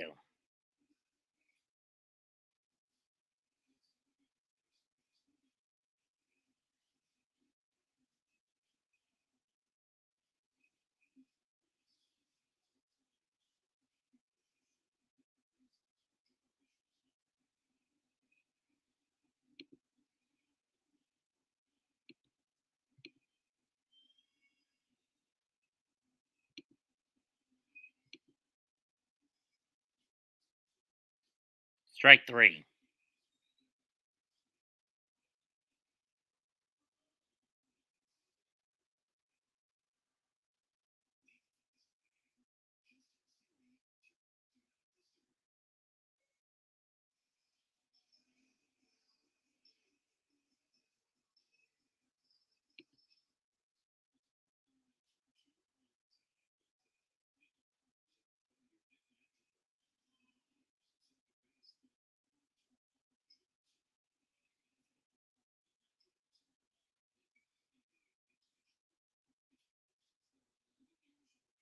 Foul ball. Well, after Suzuki struck out on the foul tip, it's Horner is up. I'm dead serious. I'm sick of you fucking trolls peppering my streams with political horseshit. And you know what? As far as I'm concerned, you assholes can go fuck yourselves to death.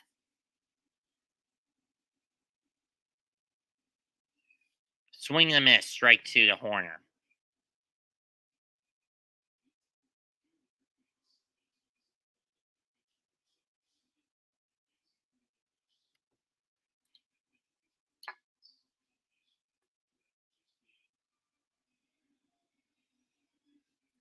This is your brains, trolls.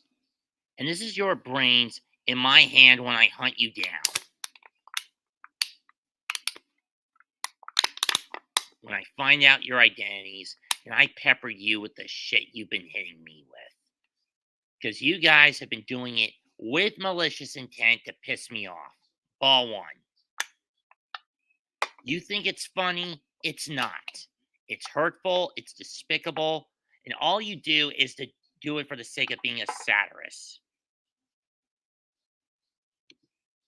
How about you go die, Arthur? There are 3 shreds. As far as I'm concerned, every one of you trolls are better off dead. Rowan Wick warming up to close out the game for the Cubs.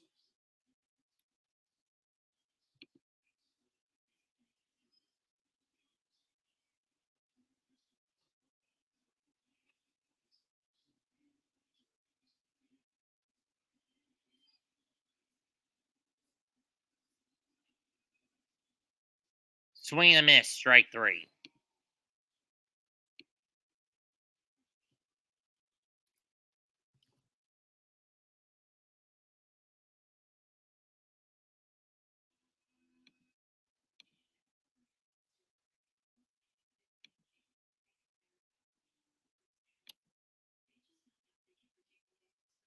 But yes, I actually mentioned that. It's kind of a play that I'd probably have to go back and look to see if he had a true opportunity to slide. But in live time, that's exactly what I said. I said he's got to slide. He can't be taking hits. So I didn't like seeing that. It was a smart decision by him in the sense that the play was breaking down and he was trying to pick up the first down with his legs, and it was a good play. But he's got to slide. I agree with you on that. Bad start to the season. We we could win these games if you want to tank. It doesn't mean anything. Yeah, the groin injury. I don't know how serious that's going to be. Hopefully, that's not something that lingers into the regular season. But yeah, certainly something that we're going to at least keep our eye on. Shane Lemieux had the foot injury too. Want to talk about that briefly? And the Giants right now. I mean, you think about it with Shane Lemieux going down, and I'm not the biggest Shane Lemieux fan. Don't get me wrong, but with him going down, and we are thin. We've got a ton of injuries already to the depth of this offensive line. So you got to hope that, he's able to get back. But I would think, maybe I'm wrong, somebody in the chat let me know. I would think Azudu gets slotted in to the starting lineup. I mean, maybe it's Brederson at the guard. If they feel Azudu's not quite ready. Maybe I'm forgetting somebody. Max Garcia, free agent. But yeah, hopefully Lemieux's ready to go, man. Hopefully he's back before the regular season. But it obviously not a good sign that he was in a walking booth. Mets, man, thank you very much, man. How do you deal with political trolls in streams? I mean, I don't really get a lot of political trolls in streams, Mets. I mean, I talk sports. I very rarely talk politics. I never talk politics. So yeah, but what I'll say to you, Mets, is the best way to deal with trolls is just ignore them.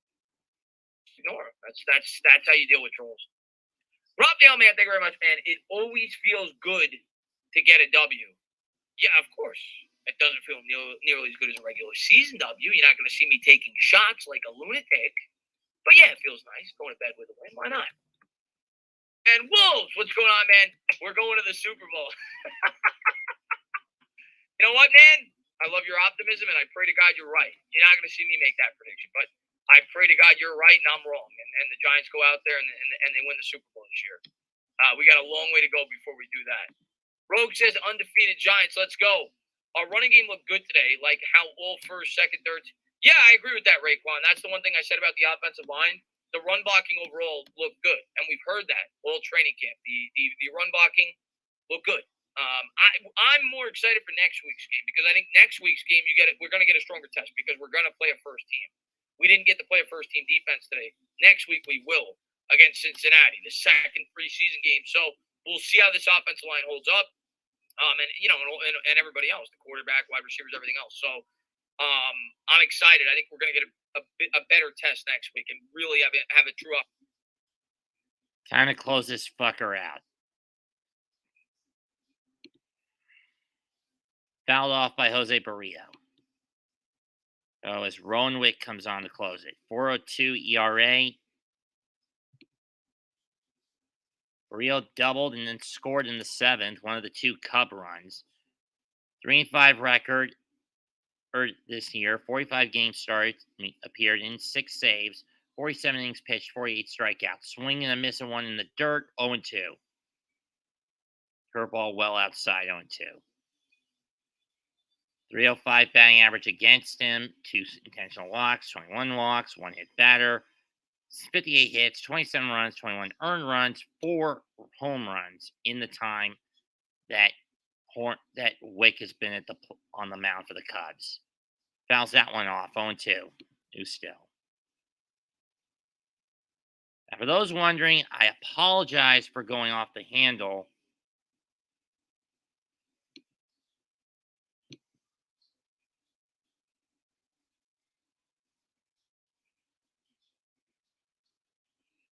But I am being fucking serious. If any of you troll me ever again, I will hunt you down and you will get it. And it won't be death. It'll be slapped with lawsuits. It's at best for you guys. And broken legs at worst.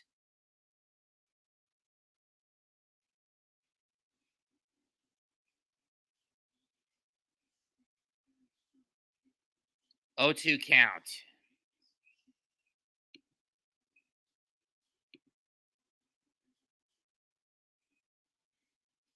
Ball 1.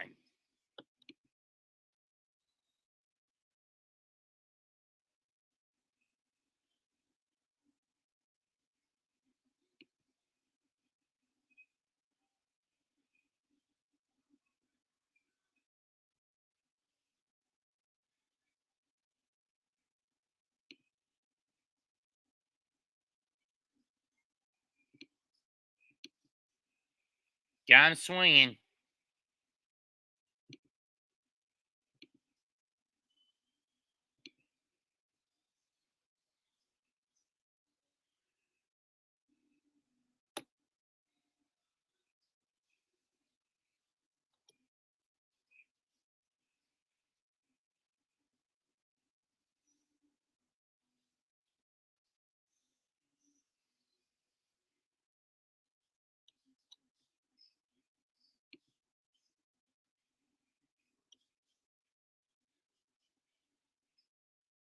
Jake Fraley takes ball 1. He had the RBI double to start. Yeah, walk in the bottom of the 7th and was the other half of the run.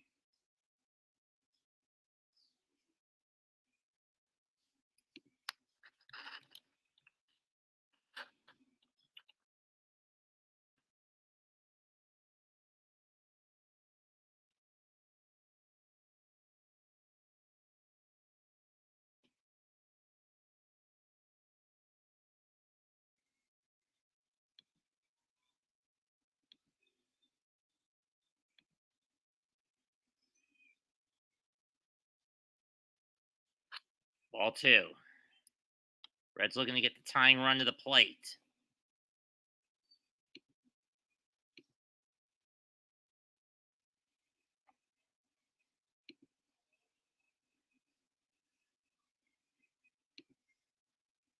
And you Tom Brady troll, can go kill yourself.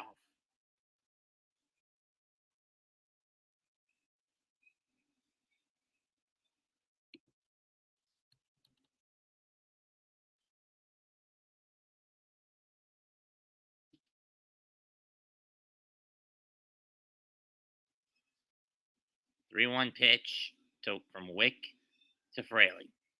Strike two.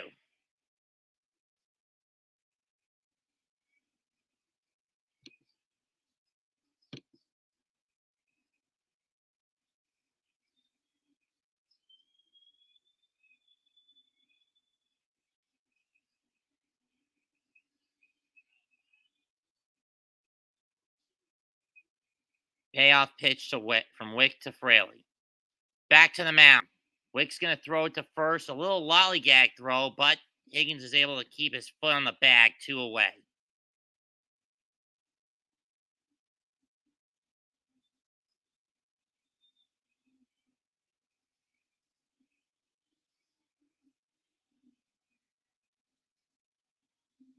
Great. Another fucking troll.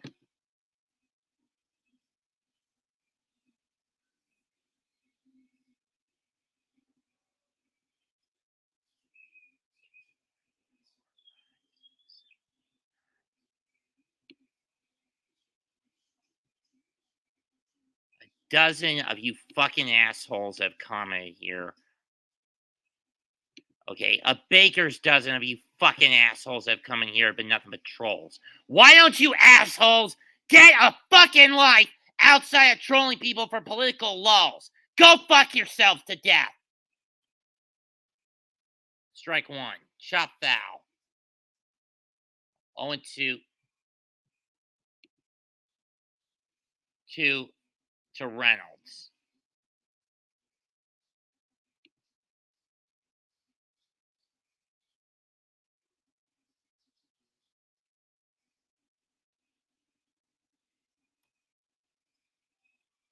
I'm dead serious, you political trolls.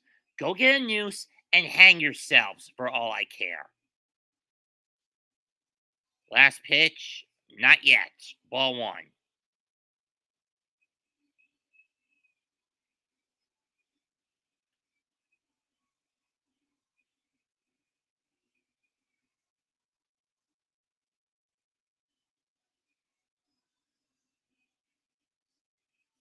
Ball two.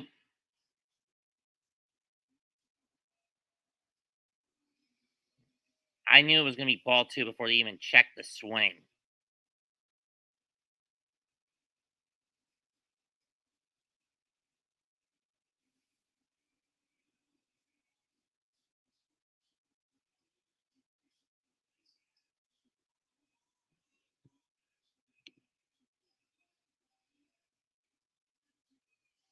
Two on the way. Here it comes.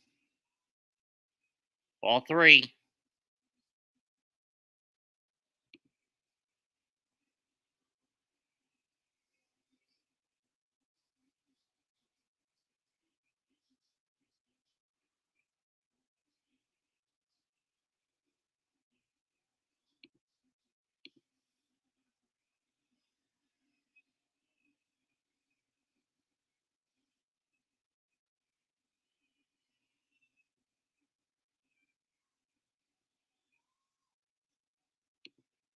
You know, there's more than one way to skin a cat, and 2 ways to get you assholes to quit bugging me.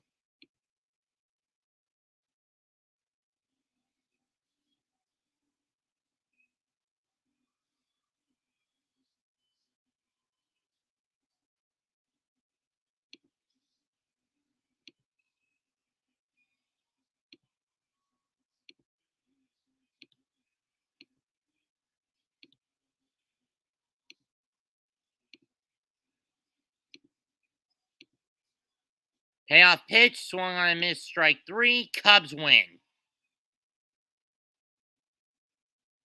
And the Field of Dreams game 2022 goes to the Cubs. By a score of 4-2.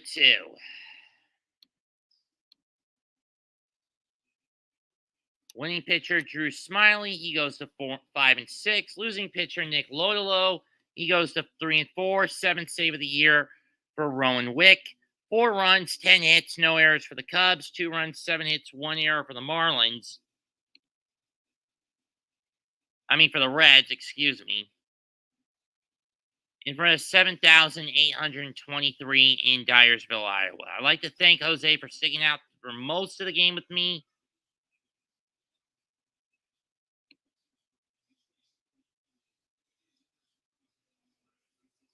And I want to tell the trolls who came in here for most of the game just to pepper me at the back end.